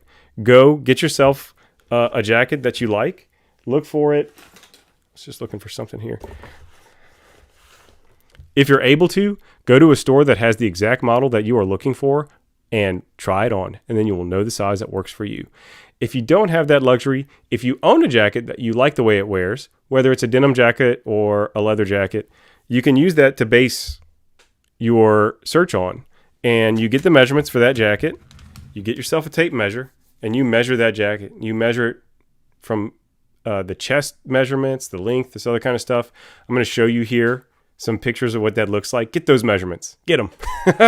And then ask for those exact measurements from the seller, and ask them to give them to you by even showing them the measurements that you have, or these measurements, so that you have a format, that you have a standardized format for getting your measurements to compare against something that someone is selling, so that you know what works for you, and you can be sure that what they're selling works for you too. Now, that being said, there is some wiggle room here. The chest measurement is the most important to get. Say you don't have a jacket to measure yourself, okay? Tape measure. If you're buying an off-the-rack jacket, the most important measurement is the chest. You put it around your chest, you relax, put your arms down. You can see on me, I get between 40 and 41 inches. That's your magic number. There are other numbers that matter. Length tends to be more subjective, but it is built around your chest measurement. And so if you have a good chest measurement on you, there's kind of an idea here where you don't buy a jacket that has the exact measurement of your chest, or it will be painted on your body. You will not be able to wear it. Probably won't be able to zip it up. So what you do is you take that measurement. So I had around, say, 40, 41 inches. Then you add ease into it. So say at 43 inches, for me, that's a t-shirt. I could wear a t-shirt under that jacket. At 44 inches, I could wear a t-shirt and a sweater, a nice thick shirt and a hoodie, that kind of thing. At 45 inches, we're getting to the outer limit of what works for me, and I could wear really heavy layers under a jacket. And so that kind of, just give yourself, an inch and a half or 2 inches for a standard amount of t-shirt fit. Go up to maybe 3 inches for 3.5 inches perhaps for sweater, light sweater fit, all the way up to, maybe 4-ish inches for a bigger fit. You could go up to 5 or 6 even, depending on how much heavy layers you're wearing, what you're doing with this jacket. So that's just like a guideline. I will do a fuller dissection of this idea, but get an idea for what fits. Once you ask a seller on eBay or any of these other places to confirm for you these measurements, if they send you an item that does not actually match them, you can send it back. eBay and PayPal will protect you from the duplicitous sellers that will tell you what a false measurement in the hopes of getting you to buy it. So as long as you have proofs of those communications, you'll always be able to win a return, even on a no return item. So this eliminates the major concern. Once you know the best idea for fitment, and you can confirm that with the seller, don't take the risk. You really should confirm this, because this is your golden ticket to returning an item that is you've been lied to about. You're golden. And so now you're buying used items. These are more affordable items at a Black Friday deal every time, or maybe better. And this is when it really gets to the big point where we're talking affordability here. How affordable can we really get? Well, the answer is pretty straightforward. If you are willing to pay with some patience, that 20 or 30% discount that you can expect just very easily to find for a used item can go down to a 40% off, 50% off, occasionally 60% off of regular retail price. You can buy items used for very low prices compared to the full price. So, this $870 jacket from Schott, maybe you can buy it for $350 or $300. What you have to do is you have to pay with some patience to get that. Just do some waiting. Set up some searches on eBay. Go to the forum and look at their classifieds, once or twice a week. Just check it out. And as long as you've got your toes in the water, eventually you'll find something that comes to you that's just right for you, that's at a price that is within your ballpark. Now, we are talking about leather jackets. The cheapest that I've seen these kind of, knockoff, like fake costumery type ones go for, it tends to be maybe $175 or $200. You're going to have a hard time finding a really awesome jacket at that price, but you can definitely spend a little bit more money on a used jacket and get just a top tier Schott jacket, in this motorcycle style, the cross zip, or the straight zip cafe racer, or in one of the aviator styles. These really commonly bought and sold styles for $300 or $400, as long as you're willing to wait. And so you know, when people are saying, where's the most affordable place to buy jackets online? It is not one particular seller. It is not LAC. It is not Independence Brothers. It's not. It's eBay and other used places. So I'd be curious what you take if you've bought one of these jackets from one of these kind of sellers that's maybe telling you their jacket's awesome and all you have to do is pay their low price and you'll be happy forever. If you have been happy with that jacket or if you felt deceived, I'd be curious if you've bought used. I'd be curious also if you've been afraid to buy used and what are the other questions you have, because that's my next kind of video, is a deeper dive on the used buying process. And thanks for watching, and I hope I've reached a few people to save you from just don't buy those faux jackets. Don't do it. So, do leather jackets keep you warm? To answer that question, we actually have to ask another question. What is leather? It's skin, animal skin. So, does your skin keep you warm? Not really, no. It keeps the outside stuff out and the inside stuff in, but it won't keep you warm. Let's go back to animals. What do animals that need to stay warm have? They have insulation, fluffy wool, thick fur, layers of fat. The same principle applies to leather jackets. So it is the lining of a leather jacket that determines its warmth.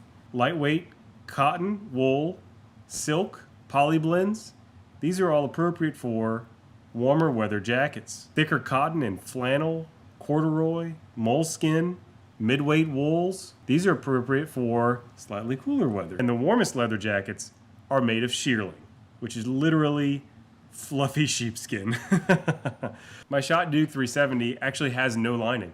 You can see the exposed leather just by looking inside the jacket. This, by the way, on the interior of this jacket is what for most jackets would be the exterior. Layering season hits, it's amongst the first of the jackets I have that can be worn. My Schott 618 Perfecto has a 5.5 ounce quilted insulated poly lining. It can help to ward off a light chill in fall or spring, but by itself, it's not enough to handle true winter temps. My Rainbow Country half belt jacket has a Melton wool lining in the body and cotton flannel in the arms.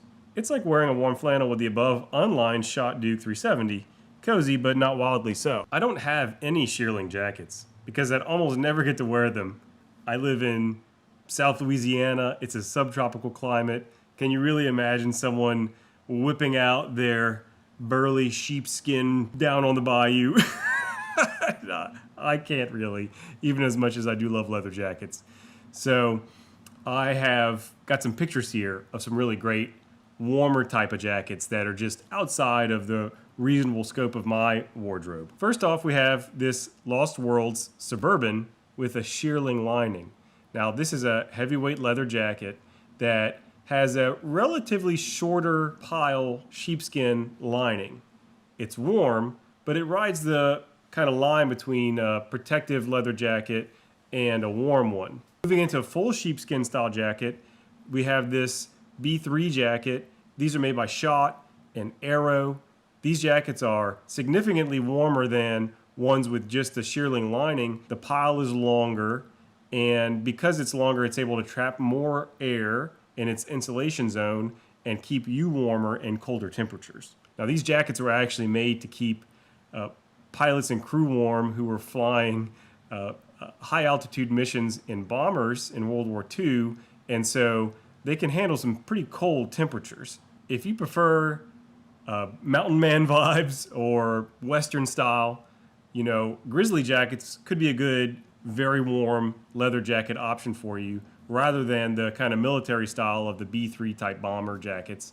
You know, these grizzlies tend to have a thick fur exterior with panels on the front and back, and then inside they have some kind of warm lining. This Rainbow Country one has a really thick quilted lining with a lot of wool padding in there as a warm insulator. I've also seen them with just a heavy wool interior, heavy cotton plaid, that kind of thing that's been brushed for softness. But these jackets are warm jackets. That being said, I often just wear an insulating layer under my preferred jacket to help take it from being able to handle cool temperatures to handle cold temperatures. So I have a whole video about this, which you can check out. I'll put a link somewhere. Or just as a brief idea, I mean, any kind of flannel, whether it's cotton or wool, which would be warmer. Sweaters, whether they're cotton or wool. Again, wool would be warmer by weight. Vests. There's a whole kind of world out there of things that you can wear under a jacket to help keep you warm. And there's even a few things you could put over a jacket. So if you're just trying to keep a collection with one or two jackets in it and not have one jacket for every single temperature range, then just having a good arsenal of insulating layers was really all you need. I hope you found this little Q&A session about do leather jackets keep you warm helpful. If you did like the video, I would love it if you liked it. Subscribe to the channel, and especially love it also if you would give me some comments down below about what you found helpful, about how you handle colder temperatures with your leather jackets. Have a good one out there. Well, it's official. Black is taking over my wardrobe. How do we come to this? What's the deal with black?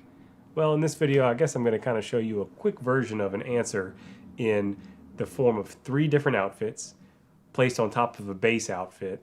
The conception here is black pants and long sleeve shirt. If you got them, you can do this. And all you got to do is have different jacket, insulating layer, and shoes or boots to form kind of a lot of different types of looks. And for these, we're going to go from showing you the base outfit to kind of the most formal to medium formal to least formal. None of these looks are actually formal, but you know what I mean. And give you an idea of really the versatility and flexibility of having lots of black pieces in your wardrobe. Let's get to it. All right, so for our base fit, we have this black denim shirt from Freewheelers. It's the Havoc. I think it's 8-ounce denim. The jeans are a pair of free note cloth 14-ounce black denim. They have a gray weft, so they fade to a kind of muted black gray color. And the belt is actually from Duke Manty. It's a custom belt. Really, all of these things could be replaced with other black items that are similar looking, and it would work just as well. This is just a sampling of my favorites from my collection. I think they do work really well together as a double denim pair, but you could use other materials, other cuts, other styles.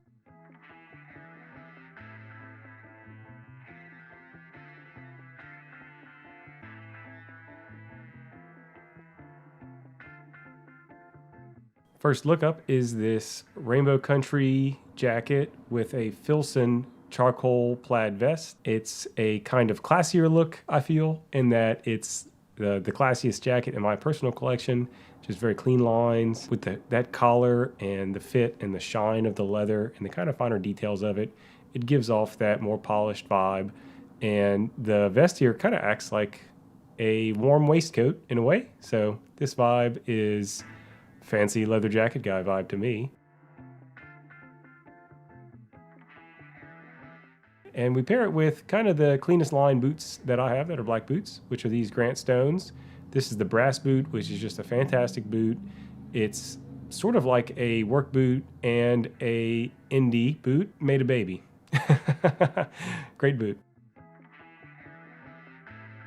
Second look is in the middle. So I've got this Langlet's leather Timberline jacket. It's a racer jacket, obviously, but it has clean lines. And I've paired it with this sweater that has a kind of interesting grid pattern on it. So, you know, something down from the waistcoat. This is overall sweater. I wish this actually was a V-neck sweater. I just don't have a black V-neck sweater at the moment, but I think that it makes a good pairing. And it's a fit that is comfortable and kind of look badass while doing it. This jacket is clearly not as refined looking as the Rainbow Country.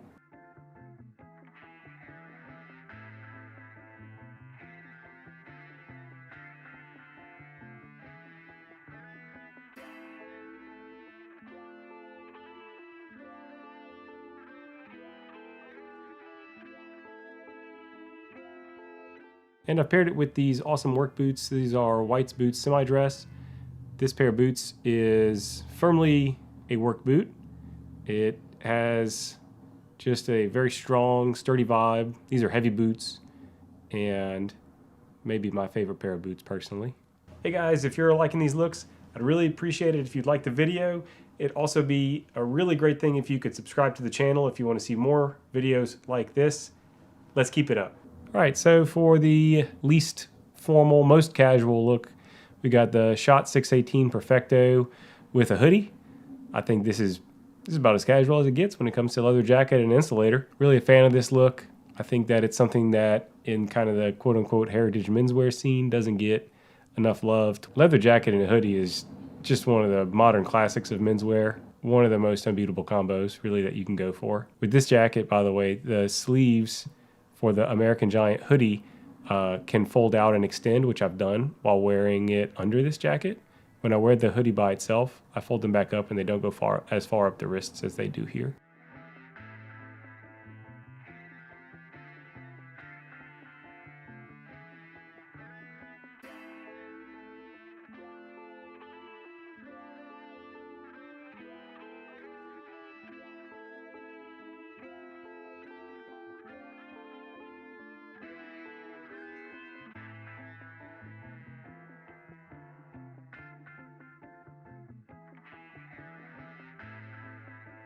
And these aren't even boots. What's more to say about an awesome pair of Converse sneakers? Classic sneakers for a comfy fit. I think they go really well with the hoodie and the jacket. And if you have to have one pair of sneakers, I would make it these.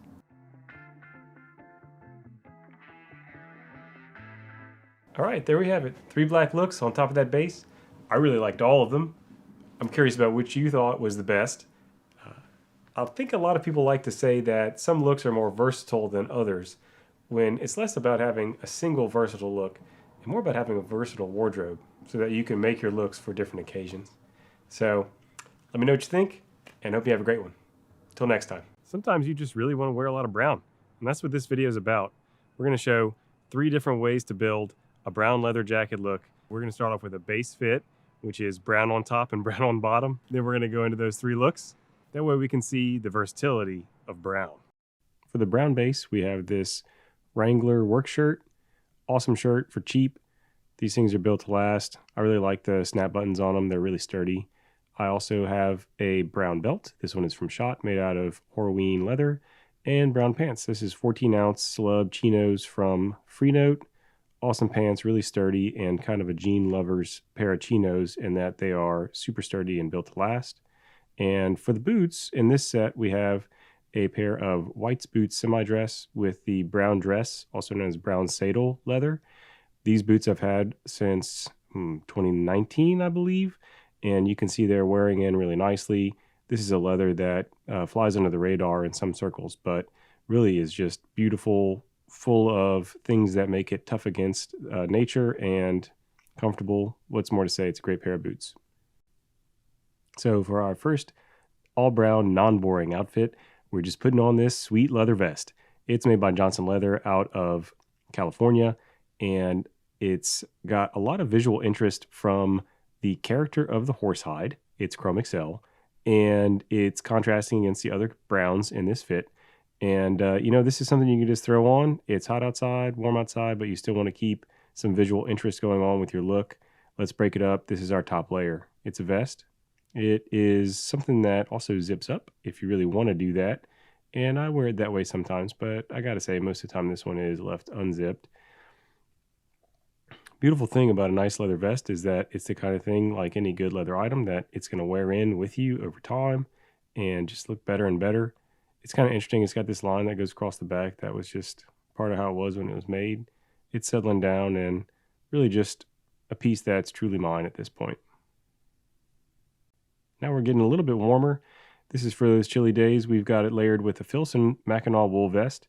This is one of my favorite transitional pieces because it goes under other things or can be its own layer by itself. Here we pair it with this awesome Sears Hercules vintage horsehide jacket. It has some beautiful red undertones, and that red lining kind of calls to them. And you see, we have all brown here, and yet each brown is different and brings its own texture and adds its own visual kind of interest to the look. This look, in a way, is a kind of natural progression of the vest as the layer look. We've taken the vest and put it underneath another layer. Again, Nice to be able to zip this one up and, change how the look goes. You can still see a little bit of that vest peeking through. So zipped or unzipped, we are able to see all of the elements and they're all kind of playing harmoniously together. This is the kind of thing that I would wear. It's got a classier vibe with this collar on it and kind of an adventurous vibe too, I would say. I don't know, kind of get Indiana Jones vibes with all this brown. I think that's a good thing. I don't know about you, but Indiana Jones is a style icon, so I'm here for it. I suppose I just need the right hat to complete the look. And last but certainly not least, we have this super cozy cardigan from J. Crew. This thing is just like walking around in the perfect mid-weight blanket. Something about cardigans always give off cozy grandpa vibes, and you just got to embrace it and live in that style. I've paired it with this second Johnson leather piece in this video, which is made out of a Horween Vermont horsehide. This is a very flexible horsehide, and this jacket has plenty of space for layering. As you see, it can go right over top of this cardigan, which is not a particularly thin cardigan. And, just got to work your sleeves properly to get them all lined up. There we go. Look, this is a neat look. The jacket's a little bit floppy open like this, but I think that you just got to embrace the floppy look whenever you're going with this. And the cardigan casual vibes work together with it. Getting this thing zipped up, the only thing we have to do is make sure that the cardigan is kind of stuffed underneath the jacket a bit and go to town. It goes up easily. It's a nice thing about having a jacket that has space for layers. It's got a bit of a tight-ish look, but that's just the nature of wearing layers underneath a leather jacket. It's a fantastic look. I just want to point out that we have 4 browns on display here, not counting my hair, and each one brings its own tone and texture. I would say the shirt and cardigan are really close, but they're close enough that they've crossed the uncanny valley, and everything else contrasts enough that we just have a look that is harmonious and complementary. All right, so there we have it. 3 different entirely brown looks for your viewing pleasure. Again, we see that it's not about having a single versatile piece, but about having a collection that works well together to create a versatile wardrobe that you can wear for different types of environments and situations. So if you appreciate this content, love if you'd like and subscribe. Have a good one. Hey guys, Del here. I want to talk with you about what I'm doing this month with this jacket, which is I'm wearing it every day as much as possible to break it in as much as possible. They say a leather jacket looks the worst it ever will on day one, and that with wear it looks better, which we'll talk about in a second. But I do want to just kind of show you what this jacket looks like right now. If you haven't been following along with my shorts, this is day 7 of the month and the 7th day in a row that I've worn this jacket quite a bit. And so I want to give you a little visual update about where we are. You can see the front panels have started showing a little bit of wear, especially around this zone with the 2 pockets next to each other. The tension between them and the sitting position that I'm in often when I'm wearing it, and some creasing going on. I used this pocket a little bit this week, so it's actually currently unzipped and it's got some zone around there that's showing. This is pretty common that we would see wear around the pockets because the pockets are stiffer than the surrounding leather. The arms are really where it's at when it comes to Evo here and change. It's got a little bit of stretch out here behind my elbow, and you can see the grain kind of showing better all along the arm, all the way up, all around on both sides. There's some kind of interesting patterns here. I think that the underlying hide has kind of started to show some of that grain that had been a little bit hiding. It's starting to pop out a little more. And just in general, we're seeing a lot of development on the arms and the front. The back is a different story, however.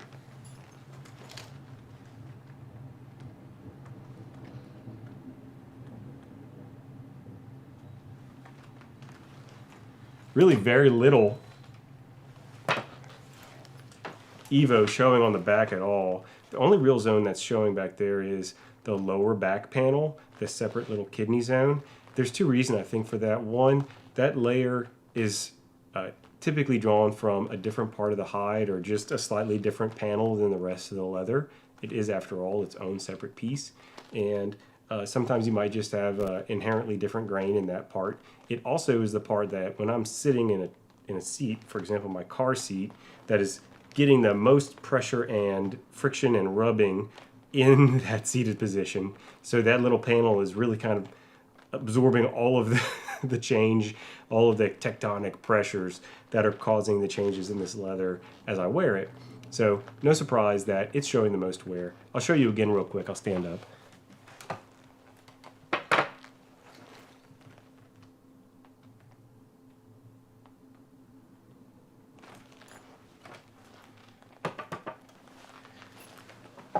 All in all, it's been kind of a fun experience to be breaking in a jacket this way, really wearing it all the time.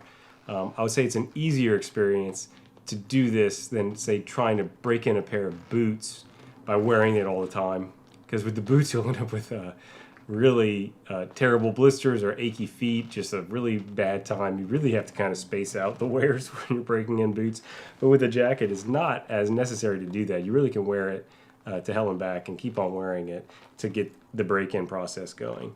Now, why does it look better? Why would I be doing this? Am I just using up my jacket? It's fun to observe the process, honestly. It truly is. It's kind of a pleasure to have these check-ins where I'm seeing what changes have developed in the jacket.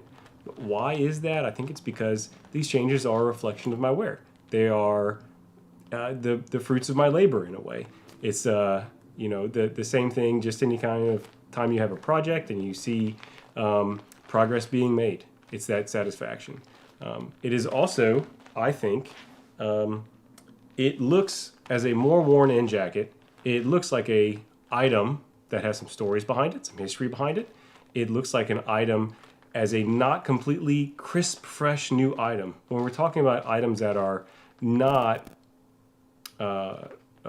fine wool suits, crisp white dress shirts, certain types of formal wear really look best when they look completely unblemished. And the idea is to project this image of kind of artificial perfection in a way with these kinds of garments. When we're talking about leather jackets and workwear and denim, canvas and military garb, these items are meant to be worn. And I think that we all know that they look better when they're worn because they look like they've actually been used to their purpose. Or at least, if not for their purpose, they've been used. And by wearing them, we help it to achieve that vibe and that feeling. And so it helps it to really kind of fit in with your outfit and fit in with whatever kind of image you're trying to project, if that is something you're trying to do. As someone that's a leather jacket nerd, I obviously will wear a leather jacket that's not broken in, and I'm okay with that. But it does tend to make me stand out more than if you see someone that has an old beat-up leather jacket or a jacket they've been wearing a lot. You kind of have an assumption that that jacket fits in better with what that person's about. You know what I mean? So those are reasons why to break it in. This jacket, that's what I'm trying to do. I really like it, and I'm trying to get it to fit in with me better. And in a way, I'm also fitting in better with it. Literally, the jacket is stretching and bending around my body and becoming more comfortable to wear. So we got a kind of a variety of reasons to pursue this kind of break-in. Are you breaking in any leather jackets now that we're getting into the cooler temperatures? Which one have you chosen? Have you had a jacket that you tried to break in and it just didn't work out? Hit me up. I do have one trick for breaking in a leather jacket. It's the only one that I've personally done, which I'll be sharing soon. It's not complicated. It involves water or rain. Have a good one. This video is about this Schott faux fur collar to add to your leather biker jacket. We're going to talk about what it's made of, how to put it on your jacket, how it works when it's on, and help you decide if it's something that will work for you or not. Before we get to it, I just want to share that I'm Del. I've been into nerding out about leather jackets for several years now, and I really enjoy learning about them and sharing what I learned with you guys. Let's get to it, shall we? So this collar is straight out of the box. It still has the tags attached.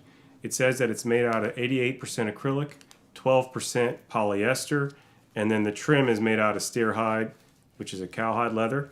That's this zone here, as you can see, this is the leather part, and all of the fluffy and warmer stuff is that acrylic and polyester. So the way that this works is This part faces inward towards your neck when it's done up. It has these three snaps that you see here that connect on the inside of the jacket. The interior part here flaps over the current collar that's in place, and this snap snaps onto the back exterior of the jacket. So the collar is really held in place by these 4 anchor points, and it's tensioned against the collar that's already in place on your jacket coming down these ways. It's really plush feeling. It's faux fur, but it does feel nice and fluffy. You know, obviously it's not as primo as actual sheepskin or mouton collars, but it does feel quite nice. Let's see what it's like putting this on the jacket. So first we slide it over top. You can see it snugs right in either side. We'll attach here, snap. Let's flip it over.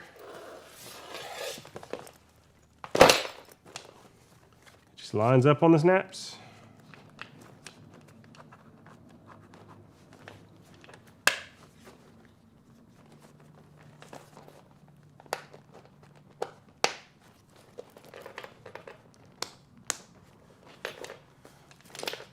Well, that was pretty easy. Here we see it attached on. Does make the collar kind of even more mega than usual. Let's kind of bring it down for a second and put it on in a typical fashion.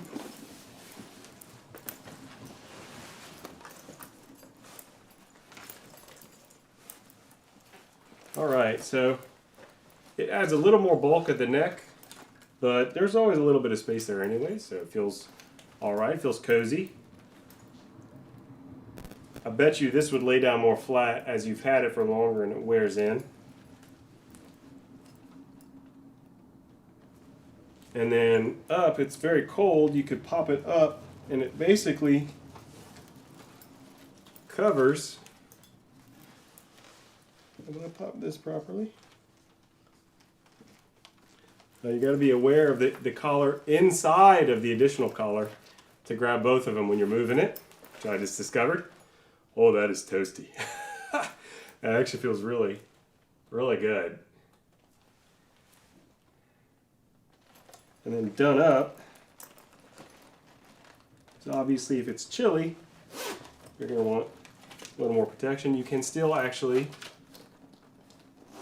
zip the jacket up, and it creates a nice warm kind of seal against your neck. See if you can see this.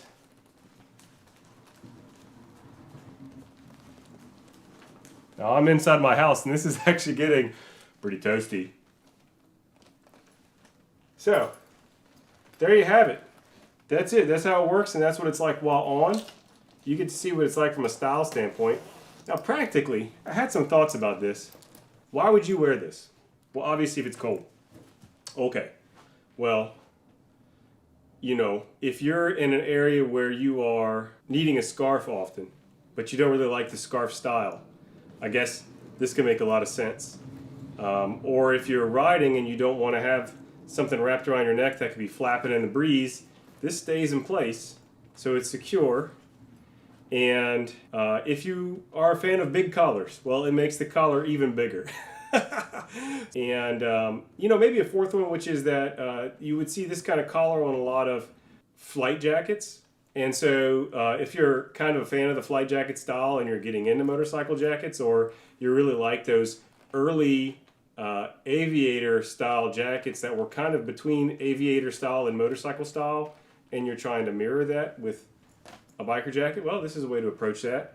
If you and then, you know, maybe 5, speaking of inspiration, if you are really a fan of the James Dean 1950s look, you know, engineer boots, t-shirt, and a biker jacket, the jacket he got, which to my understanding was a Cal Leathers, there is this kind of iconic picture of him with the big collar, the big fluffy collar that he's wearing.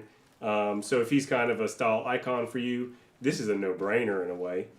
So 5 interesting reasons why you might be interested in seeking this out. Reason why you may not want it, there is a little bit of bulk that it adds. So if you find that the space around your neck is already tight, you may not comfortably be able to wear it.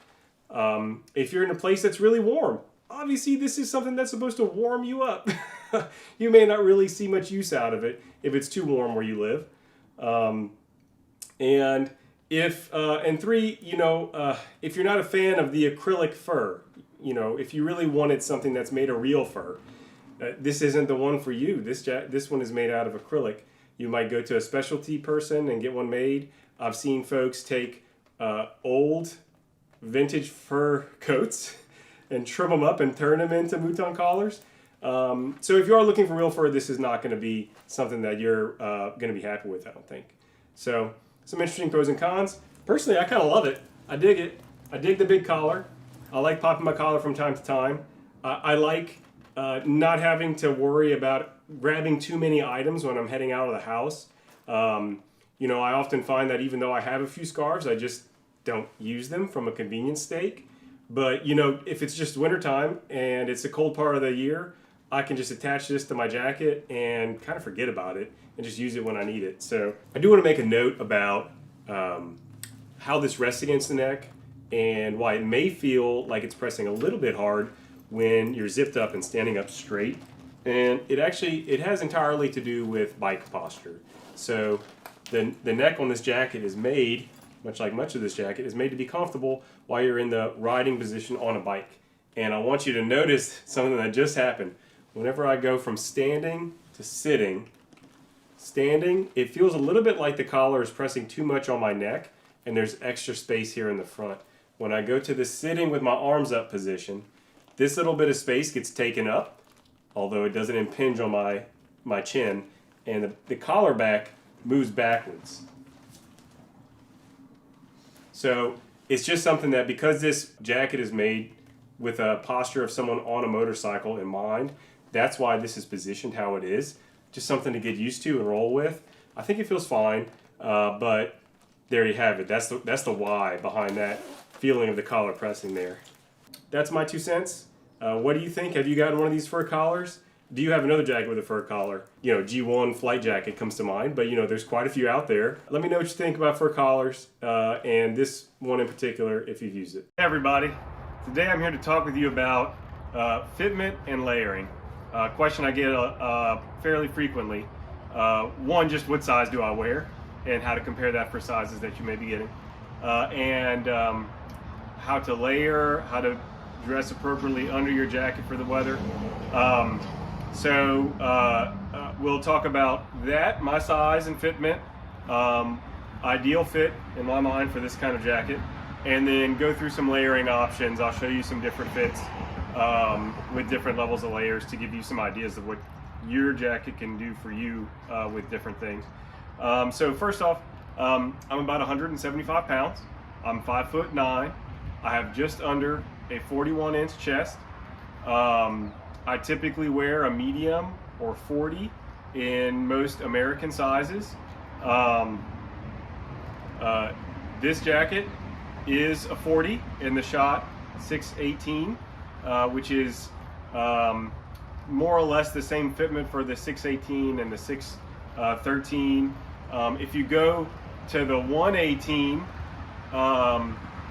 they're sized more generously, so I would probably wear a size down in that jacket line, a 38 instead of a 40. There are too many variations to go through, but that's the basic idea there, right? This is how a 40 618 fits on me with easy movement. I can bend my arms. This is an important thing when wearing a jacket. The cell phone test.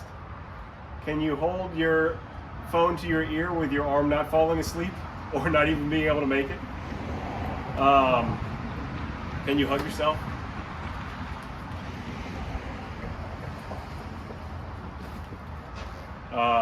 Just in general, can you grab a steering wheel or handlebars without feeling constricted?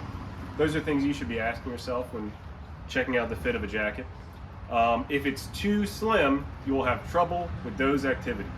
Now, if the jacket is too big, it will just look rumpled and sloppy all the time. Breaking it in will not fix that look. It may help a little bit as the jacket drapes, but it will always look sort of sloppy. So for me, there's a bit of a finding the perfect medium, a jacket that fits, not so trim that you can't move, but trim enough that it looks neat while being worn. That's the goal you should be aiming for when looking for a jacket yourself, I believe, with this style of cross-zip motorcycle jacket. There are many other styles of jacket. Some of them you might have a different size and convention you'd be going for, but in general, I don't think you should stray too far away from that. One consideration is for folks that are buying many jackets and having a very large collection, they may have a shirt only jacket, a jacket that just fits with a t-shirt, but they can't wear anything else with it. But then they also have other jackets that they wear when they need to layer. So you may look at them and see these different jackets and be impressed by the fitment, but then when you're going yourself to buy a jacket, it can be tricky unless you're planning on buying a whole bunch of jackets for every different scenario. You may have to make some concessions and go just for a reasonable fit. So keep all of that in mind unless you're planning on buying 5 or 6 jackets to suit your needs, and trying to get the best bang for your buck. Jackets that are very trim, super snug fitting, can look great in pictures, but can be hard to wear with a lot of your clothes, or even just with a t-shirt can be too trim to wear. So give yourself some room to live in the jacket, and you'll actually wear it. On to different fitments. We're going to try a bunch of different things to wear. First off is what I'm wearing now. I'm wearing a lightweight wool flannel shirt. It's one of my favorite things to wear under the jacket when it gets chilly, because it's just like wearing any other shirt. It's very lightweight. As you can see, the bulk is pretty much not there, and it doesn't have a lot of bulk into the sleeves, so I can still move my arms really easily. And this is something that you'll find if you wear a thicker, heavier weight flannel, especially a heavyweight cotton flannel. You'll fill up the arms of the jacket and you may have trouble moving around. So when the weather is a little bit cool and I just want something easy to wear on that doesn't make a large difference to my wardrobe, flannel, wool flannel is a good option. I get a bunch of vintage flannels from Pendleton. I buy them on eBay. You can get them for a fantastic price, although I do feel like the prices are going up over time. But with a little patience, you can find some great woolen flannels from Pendleton at a really great price. Next up, we have a heavyweight sweatshirt, or in this case, hooded sweatshirt. It fills the jacket in a little more than that lightweight woolen flannel did, but I still have my range of motion. I can still talk on the phone.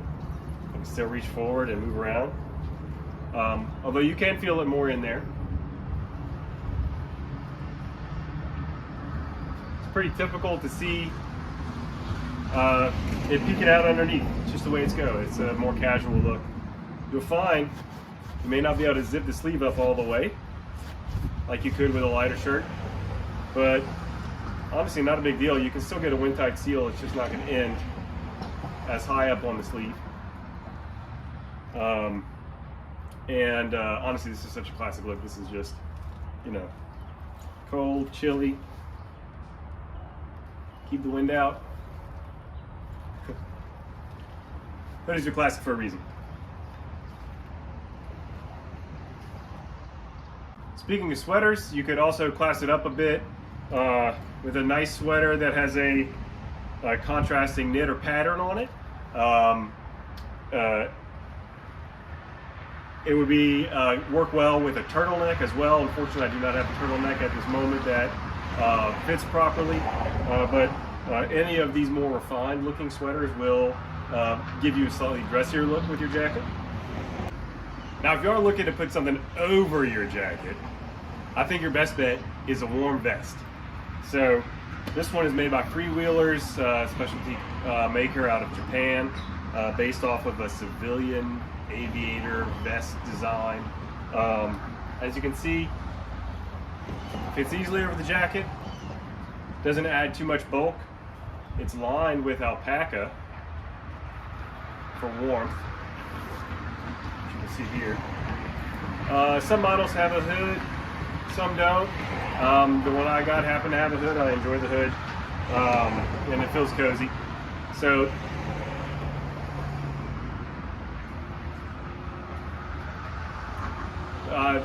either this kind of vest or possibly a puffer vest. They even make them out of hardy materials if you're into it, like ripstop or denim, canvas.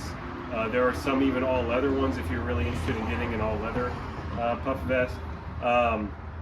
There's some vintage Levi's and other makers that you can find used that have them, that have a cool retro look. What I would not do is put an overcoat over your jacket.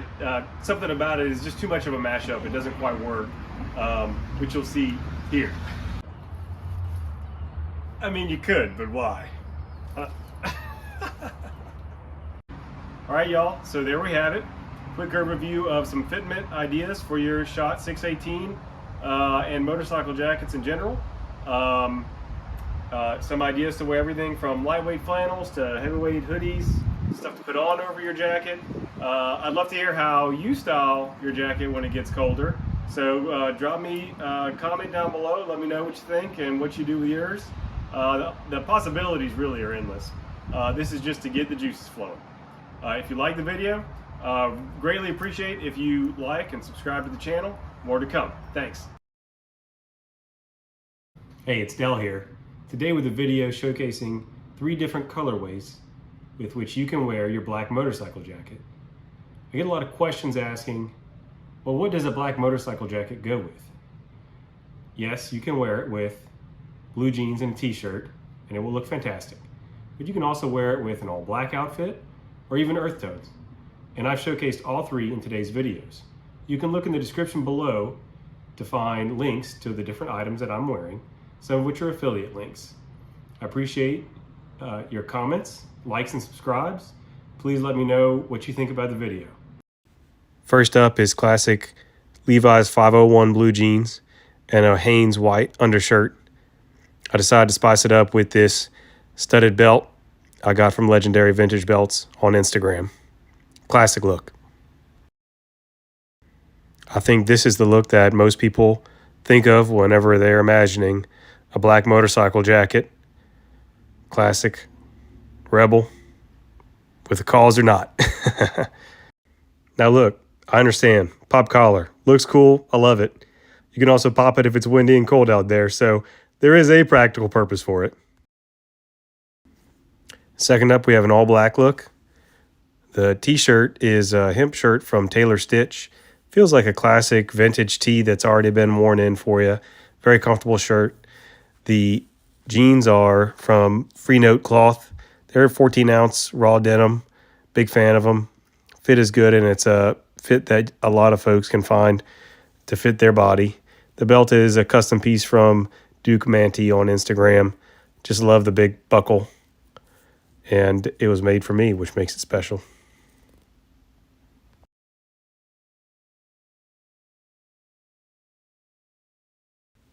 Last up, we have black motorcycle jacket with earth tones. I included this look just to show off the versatility of this jacket. It is not a 1 or even 2-trick pony or a 3-trick pony. You can wear it with pretty much anything you want. Here I've paired it with an old shirt from J. Crew I've had around, along with these excellent 14-ounce slub chinos from Free Note cloth. New pickup for me. Really like the fit, and they're a pair of chinos that are good for folks who like jeans. So there we have it. 3 looks, 1 jacket. Let me know in the comments which one you like the most. Thanks. It's Del here to give you a review of this Schott 370 Duke. Awesome jacket that Schott has been making for a while now. What they call an unlined, heavyweight, oiled, rough out, cowhide suede trucker. We're going to break down what that means and give you an overview of the jacket between its style, the hide, different features of the jacket, and show you a few looks with it. You can see here the fit is it's a slim fitting jacket. Wearing it on is easy once it's broken in, as it drapes very easily. It is helped by that because there is no internal lining on this jacket except for on the sleeves. My model is older and does not have lined sleeves. Even then, no big deal, but there you go. There you see it. No lining, just the hide in there. It's got a 26-inch back length, something that for me and for folks that are of average or shorter height might be turned off by when they see it, but due to the flexibility of this hide once it's broken in and the lack of a lining, which in other jackets will give it more structure, you can see how easily it moves here. And on me, that it makes it a more forgiving jacket. So I find it a very easy fitting, easy wearing jacket. Can move around super easily in it. A small negative you might have noticed, that zipper, the shape of it, it tends to get stuck at an odd angle and you have to kind of wiggle it back into the straight direction while zipping. Small, but it is noticeable, something to note. Personally, I don't pop the collar on this jacket very often, but it does work. I've seen Tommy from Butterscotch LB wear it up like that. It does look good. But Del, you say, this is a suede jacket. I don't want to get a jacket I have to wear with one eye on the weather all the time.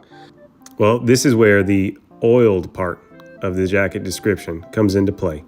Schott has given this jacket a weatherproofing treatment. They've oiled it before selling it to you so that it's able to handle some of that rain without any real negative impact. So I'll show you that in a second. But here we're going to look over at the jacket. We're going to give you an overview of what it looks like after several years worth of wear. This is mine. Looking close at all that texture it has developed. One thing to note there, look, you can see on the pocket lining and at the bottom hem, they've attached strips that have a nap facing in a different direction to create visual contrast from the body of the jacket and the sleeves. Here we see the interior of the jacket completely unlined. So what makes this a rough out jacket is that it is the full thickness of the hide. This is not a hide that has been split in half with that soft nappy side taken apart from the fuller inside. It is all together, which is what makes this jacket so robust and heavyweight in their description. It is the full hide. They've just done the opposite of what you would typically see with a jacket, where the smooth side is facing outwards and that nappy side is facing inwards and then covered with a liner.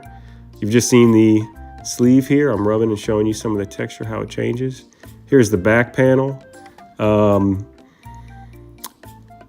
We're looking down here at the maybe the feature that most makes this look like a trucker, which is the back panel and these adjustment tabs, which I have never changed the position on, but they do look good back there. Real smooth stitching here, clean lines. Schott makes a good jacket. They're not going to win awards for super high density stitch counts, but there is nothing wrong with the stitching on this jacket. Here we go, guys. This is it, the final test. What happens when water hits this jacket? Here, pouring it out of the cup, bloop. It simply beads up, rolls around on the jacket. It does not immediately soak in. And this is why you can wear the jacket without really worrying. I wouldn't necessarily wear it into a downpour, but you don't necessarily have to check the weather every time you're going to be wearing this jacket. If it starts to rain, just get out of it. It'll shrug it off. You can wipe it down. I'm showing you here, basically the water just disappears off this jacket. There's a little bit of a wet spot there because the jacket is still wet after I've dried it. And then here we go, we're seeing, rubbing it around. I can still feel the dampness. I'm showing you that wet spot's there. We give it a little bit of time here, just like you might if you were out and had to take your jacket off, shake it off, give it a quick pat down when you get where you're going, and voila. 5 minutes later, you're good to go. This really eliminates for me the primary concern that I would have about wearing a suede jacket, which is that the slightest amount of rain will produce a bunch of water spots on it that'll never go away. Next up, we have a few different looks for you to see with this jacket. The Schott Duke is just a really Versatile jacket. It's an excellent year-round weight.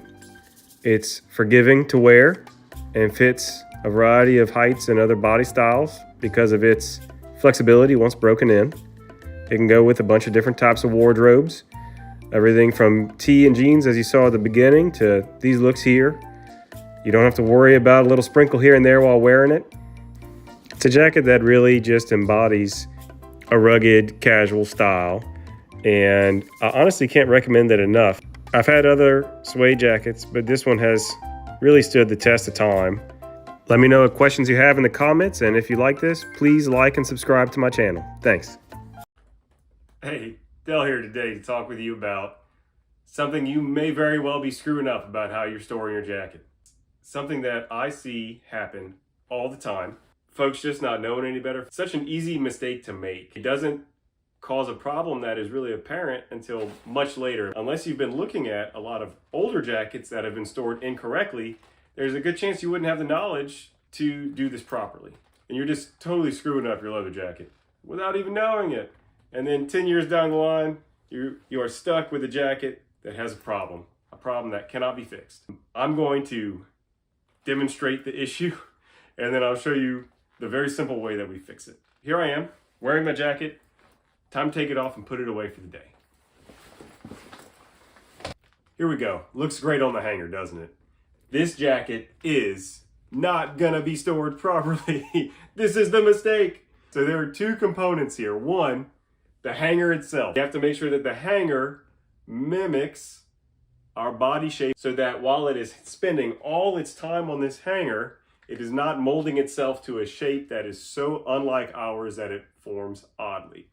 The other issue is the jacket is zipped. Now it looks nice and neat stored like this. However, again, the jacket is going to hang oddly here on this hanger because there is no body filling it up in there. It will form tension lines here and here. Slowly, over time, building a very large zone here across either side of the zipper. And that is not going to be natural to the way it would hang on your body. So, how do we fix this?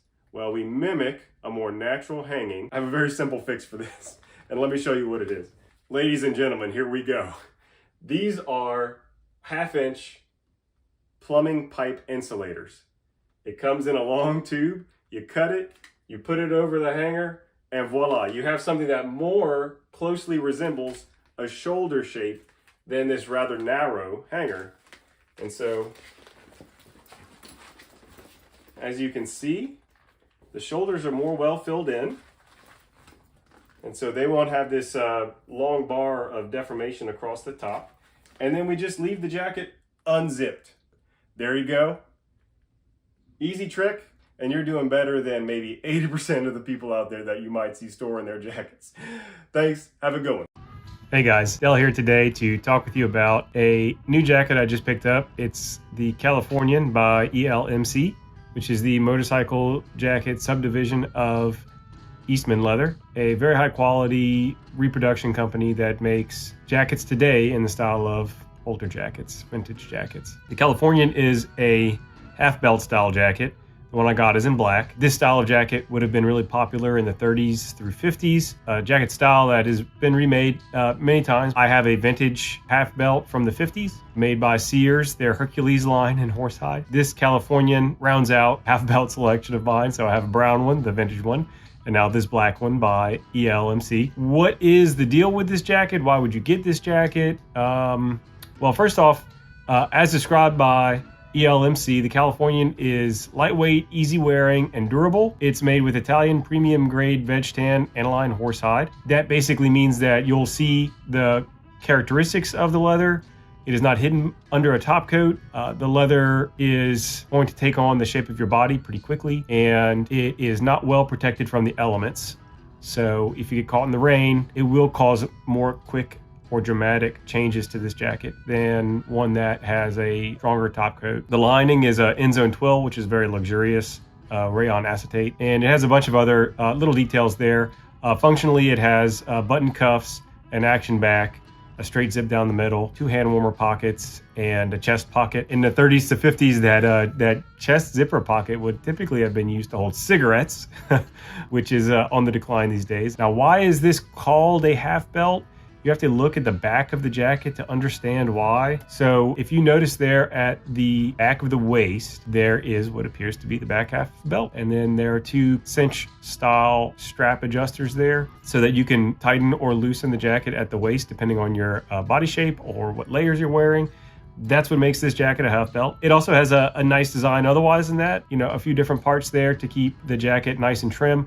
You might see folks saying that a jacket's quality is determined by how large the panels are, and that can be true. But when we're talking about high-end jackets like this, you might see them with paneling or a more pleasingly broken up design on the back, or that seam helps to provide some structure to the leather so it doesn't billow out. And this is especially true when it comes to the half belt. You'll often see pleating or other styles of breaking up of that panel above the half belt to stop it from ballooning out. I think that this design choice is intentional, especially also considering the action back so that this back can flex without ballooning out. It really helps to maintain the shape. Other little details, the zippers and just in general, the hardware on this jacket are all quality. So those are the features of the jacket. If you're looking to buy this jacket, you might be wondering what size to get.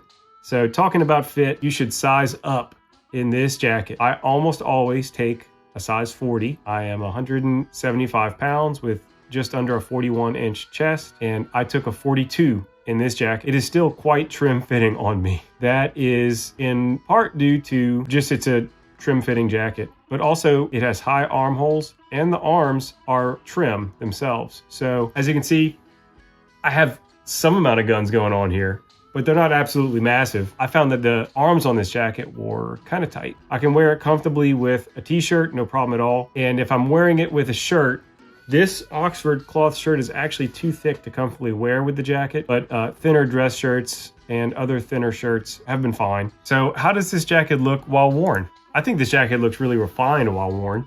It is a lightweight and easy wearing, as they say in the description. The collar does lay a little open by design. You can see proportionally on my body that the hand warmer pockets are a little high. I think that they look correctly positioned from a balance standpoint, and you can still get your hands in them, although it is a little high. The action back, it works. I think the back fits very neatly, and that half belt does allow for some adjustment, which is helpful. One thing I would note with the action back in mine, which you can see, it does appear to have lost its elasticity. I don't know if the previous owner for the jacket was moving around a lot in it, or if they were too big for it and they were trying to get comfortable in the jacket, they could have overstretched the elastic. But I do actually plan to get the elastic replaced on mine so that the action back can kind of pull itself back in a little bit better. And one other thing that I will need to be changing about this jacket is the sleeve length. It is a little long on me. This is a very common problem for me. If you're looking at this jacket on me, I think that it would look better with maybe about a 1/4 inch to an inch taken up off those sleeves so that they won't rest so far down on my hand. And it will also cause some bunching that's happening at the top of the shoulder to relax.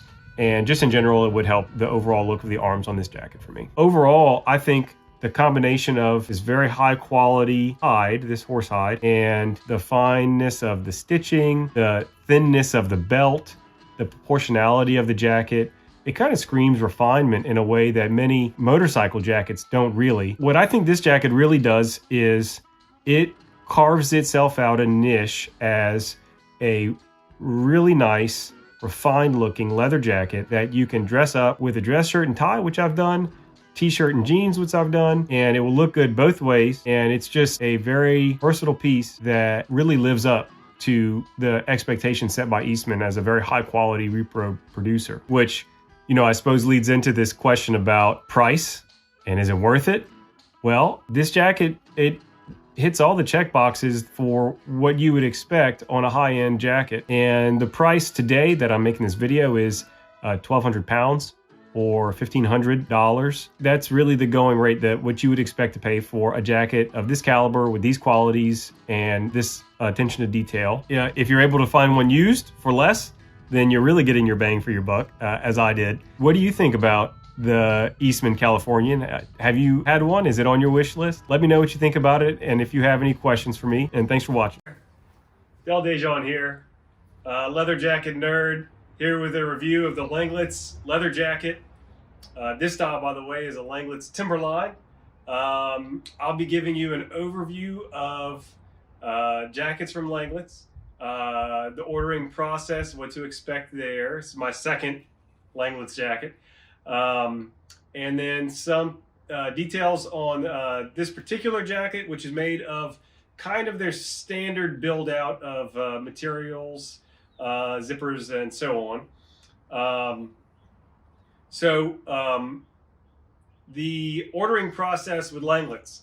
This is something that people have a lot of hesitation with, especially now in a more digital age. Langlet's being founded, 75 years ago, they still followed the same essential ordering process that they always have, which is you contact them. You can email them. You could also pick up the phone and call them. What you will get from them is a packet in the mail with information about their line, and then an ordering form. And there is a description in the ordering form about measurements to take of yourself. You fill out the form with all the details that you'd like. You mail it back to them. You can email it to them. I did both. I emailed it to them and then I mailed it to them too. Took some little notes and sent them some messages on the actual form itself. And then you will be contacted after submitting the order. And then they'll wait. And then you wait. And then you wait some more. So Langlet's does typically have a pretty long wait time as they make custom jackets. They only make custom jackets. And they make only so many custom jackets per day. At the time that I ordered, the 8-month window is about what they told me, and that's about how long it took to get the jacket. As of the time of me making this video, I believe that the wait time is 12 months or longer. There can be a lot of trepidation around putting an order in and putting a deposit down and then not getting what you ordered for so long. But I have to say, it can be very much worth it. If the style that Langlet's makes appeals to you, they will make you a good jacket. And they have some very interesting styles that are produced that you can see are really, they have a cohesive style identity, and the things that they make are Langlet's jackets. And if you like that style, they'll make one for you. The one thing, couple things about the ordering process I would love to highlight. One, follow their instructions. Don't make your own allowances for measurements. As best you can, do it as they describe to do it, because they're going to build off of the numbers that they're used to seeing in their own internal process. So it can seem weird, like for taking the back measurement, for example, you take it from, the back of your neck down to your belt line kind of, and then you add to it. You add 5 to it, which some people think is going to make an extremely long jacket.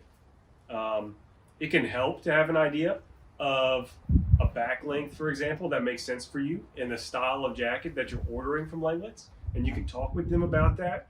But I would not just tell them a different number from what the formula would produce, hoping to correct for their allowances. You should be open with them about it, because otherwise you might end up with a very strangely shaped jacket and no recourse, because they're not going to want to rebuild or rework a jacket that had an error necessarily because of your mistake. They may do it, but I wouldn't see them as obligated to having to do that. The other thing I would especially encourage you to do, Langlet's now offers a video conference, basically a Zoom call, to help with the measuring process. And I did not do this. I wish I had done this. It's part of the reason why this is my second Langlet's jacket, and you no longer see my first Langlet's jacket around. I had sold it. The measuring process is really core to producing the jacket, and if you want to really help ensure that you get the right size and the right fit to the different dimensions, the video conference really helps, because then you can be talking directly with Schott or Benny or whoever it is that is from Langlet's helping you with it, and they'll help to confirm for you real time that you're getting the right measurements. Measurements aside, something I would really encourage you to do when considering a Langlitz is you can go to their website, their United States website, and it has some basic information about the different models and the history of Langlitz, and that's all well and good. However, the site is very basic, and there are not that many pictures of the different options that are available to you. For example, you will not see this jacket on their website, even though it is a jacket they produce. So I do encourage you actually to check out the Langlitz Japan website, which is built out with more pictures of the different available models that they can make. It can help to direct your vision towards the jacket you want if you don't already have one in mind. And you can also check out the Langlitz Tokyo has a blog, which they post out models that have been built over time. And you'll see some jackets that show up there that wouldn't be on either of the websites because they were custom models produced for customers that may have features that you find appealing. And so I'm going to put links to all these in the video. You'll see them popping up around here sometime. And I really encourage you to do some of your own research on what kind of Langlitz you want before reaching out to Langlitz, because as a custom maker, their job is to make what you want. And they're going to make a jacket that they're proud of making, but they need good input from you as the customer with a vision of what you want to help direct the custom ordering process. And so it helps to be a well-informed customer, to do your research before approaching them, so that you don't kind of get lost in the sauce and that you have a clear idea that you can communicate to them of what you want. All right, so background aside, let's see what kind of jacket do you get when you order from Langlitz. This jacket is made in their medium weight cowhide. It's a Timberline, which is a racing shirt style jacket with a lining. The K9 is a racing shirt style jacket with no lining. It's had some time to break in, about 7 months. It's got brass hardware. The zipper for the main is a very large, looks like a number 10 Talon. These look like number 5 Talon. These are probably also number 5. I keep them tucked away for the chest pockets because I don't use them that much. If I started using them more regularly, they'd probably have the strap hanging out. It's a very hard wearing leather. It's relatively stiff at first, even now still. These parts here and here are breaking in more. Especially having given it the leather dressing that Langlitz gives along with their jacket. It's done well with water, just basically shrugs it off. Everything operates smoothly now. They do give you a little tube of zipper lubricant when you get it, and they encourage you to put that on the zipper and work it a little bit to make the action more smooth while you're breaking it in and getting those little extra burrs and bits off. The lining is their standard heavy-duty black rayon. This is smooth, lightly coarse, but easy to get on and off. It goes into the sleeve as well. It's the same lining. Standard to get one interior pocket here. Show it to you a little better. It's got leather line on the top and then heavy kind of canvas inside. They print your information in there, the date that you get it. This jacket was delivered to Del Dejon August 2022. Is inside there. Some other details about the stitching and the look of the jacket. The jacket will not win any awards for super high stitch count, but it is all even, straight, well done work, and befitting the vibes for and the aesthetic for a motorcycle jacket instead of a fashion jacket. The padding on these elbows. This, by the way, is the older style, what they call Speedway style. They're these oval shape pads. The newer mode of them is kind of a more angular shape. Um, uh, it is basically just another layer of the same leather that has been stitched on, and then they have the crisscross stitching in there. Some people get these smooth. You can get them smooth any way that you want with the look of the stitch work. They can have different, as long as you're asking for something that's functional. They're okay with it. This jacket standard does not come with this collar. You have to specify a Cossack collar. It does come, and this was a bit of a surprise, it does come with this wind block strip here. It goes behind the zipper so that when the jacket is zipped up, unlike a cross zip motorcycle jacket, there's not going to be anything behind the zipper to block out wind if you don't have it. So that's why it's there. It's something that I wasn't expecting, but it's fine. It did cause for a little bit longer of a break-in period here for this area around my neck.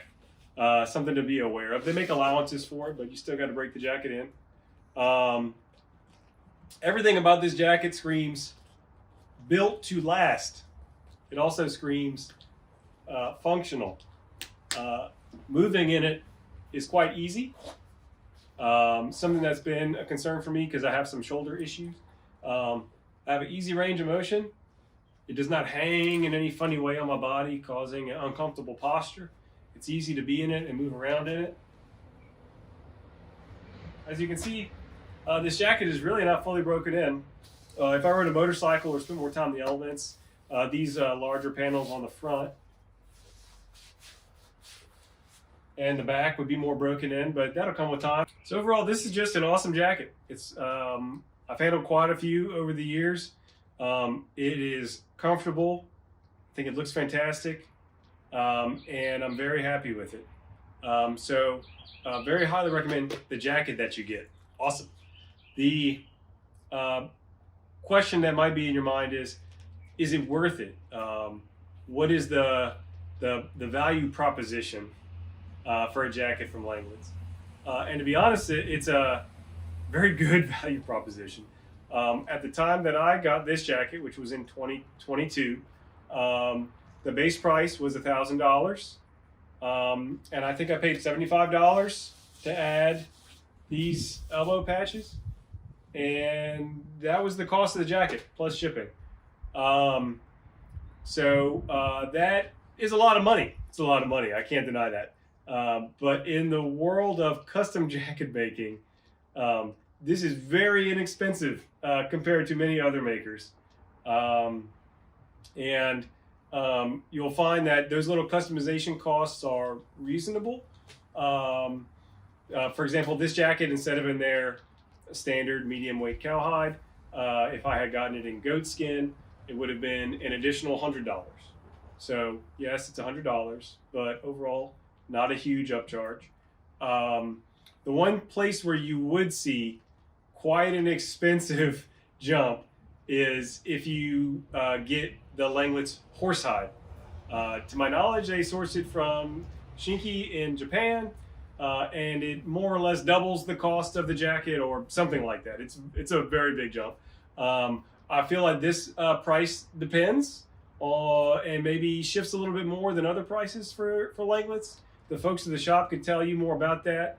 If you are considering a horsehide jacket from Langlands, it will be beautiful. But just expect to see a significant jump in price if you go for it. Other things you could customize about this jacket would be the color of the stitching, the color of the leather, if you wanted shoulder pads, if you want a different style collar or no collar.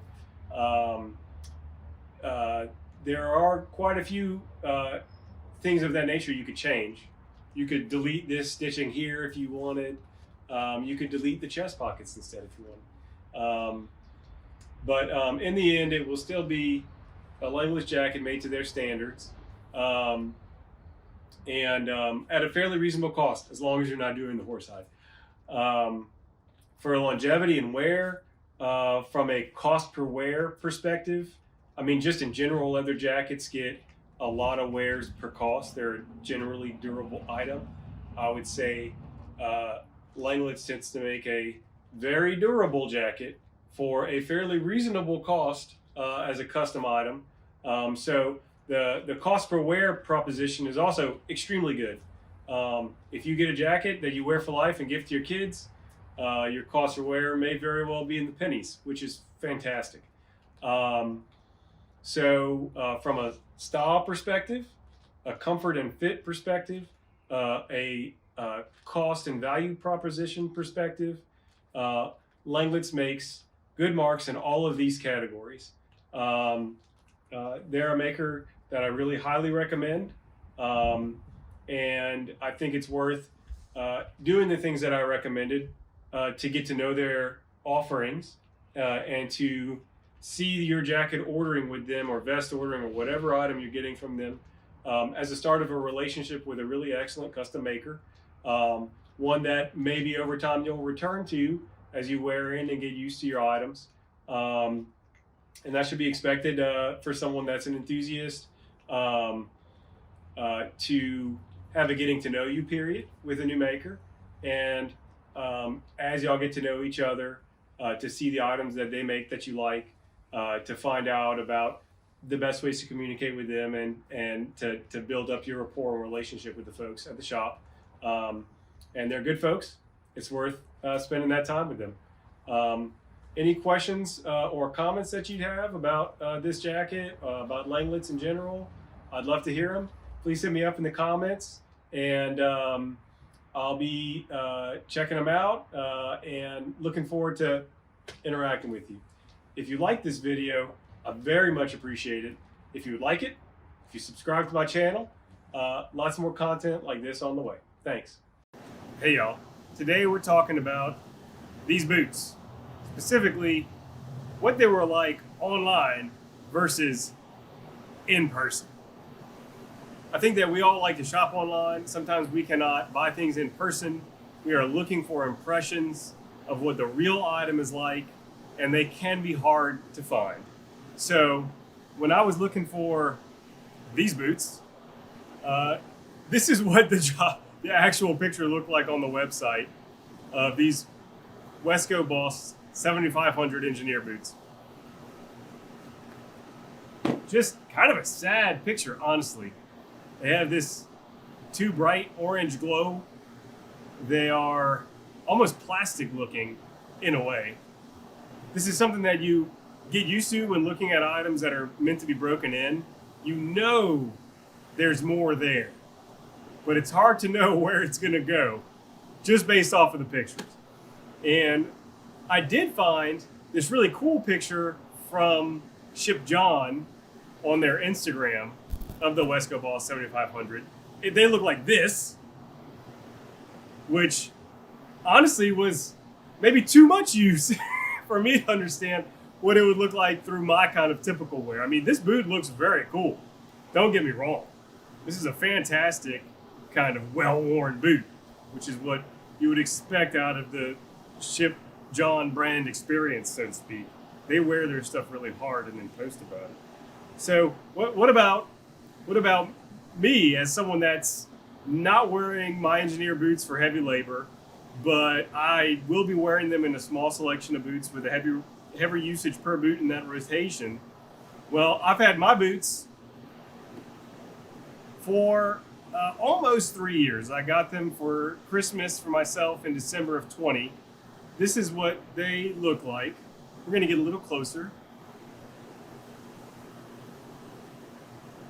And we're going to switch to some cut shots of this. I mean, really, the boots have taken on a much more brown tones than they originally had. You can see there's some really nice wear that has kind of started to form these boots from a straight, kind of unblemished shaft into, it's got some bend to it, some creases forming up on the shaft. From wearing my darker denim and indigo denim transferring onto this shaft, there's a lot of that kind of indigo and other dye transfer and just kind of wear marks on those creases that have formed. It gives it a nicely worn look. And then moving on to the kind of vamp and the heel, this is really where a lot of the heaviest wear is really shown up in these boots. You can see a lot of those scuff marks forming, especially on the heel, just from just walking around and wearing them. You know, this is an area that gets bumped and hit a lot. Kind of interestingly, the wear is not the same on each boot, which you would expect. We use our feet differently, but it is kind of cool to see that pattern of wear having its impact expressed over time in the boot. You can also tell, for example, my right foot is bigger than my left foot, and so the right foot has formed more creases on top of the vamp there, and I also drive a car, right? And so my foot flexing between the pedals has developed a different kind of pattern of wear for that right boot versus a left boot. The toe on this boot has seen a lot of exposure to bumps and other things. So, you get these kind of even lines, I feel like, on the heel, but then when you look at the actual toe of the boot, especially the left boot, for whatever reason, I must be bumping into stuff. I don't exactly know why it is that it is formed this way, but it has. And it's kind of just got a really attractive wear, patina, signs of use and forming to my foot that have developed over time, and really kind of this is what you hope for when you buy a boot like the Boss. This is a lighter leather. You expect to see the wear more easily than a darker leather or a black leather in particular, and it's really showing those marks. One kind of interesting point of wear is where the buckle impacts the shaft of the boot. Really has this very dark kind of marking there that has developed over time. Just that brass rubbing against the leather has really made itself known there. And then say we look down at the soles, they've also been through their bit. They're not so even and clean looking. The heels, you can tell that I'm a heel striker, and that wear is especially more noticeable on the left boot. Again, one of those just pattern differences that shows itself over time. So I would like to mention, from a care standpoint, these boots have been in the rain a few times. Not something I planned on. I didn't go out in a super thunderstorm wearing these as rain boots, but I was wearing them and they got wet.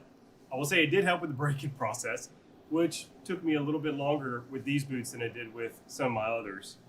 I will also say I have never conditioned these boots. I brush them regularly. I have shoe trees in them, but I've never conditioned them. This boot is, 2.5 going on 3 years of just wear with no serious care outside of the shoe tree and the brushing, and really no special treatment to speak of. I just wore them like the shoes that I'd be wearing. They've never gotten in snow or salt. I've never been in heavy duty mud or muck with these boots. They have gotten dirty walking on the streets and through parking lots and gravel lots and other kinds of urban environments. So just a little background on the type of wear and care that got these boots looking like they are today. So if you're looking at getting a pair of the Boss, my boots are in the middle of the spectrum from the completely untouched blank canvas mode that you see on the internet pictures versus a boot like the one that Ship John has posted, which he has really worn that boot hard, doing hard things and perhaps hiking with it. I don't know, that guy wears his boots very hard.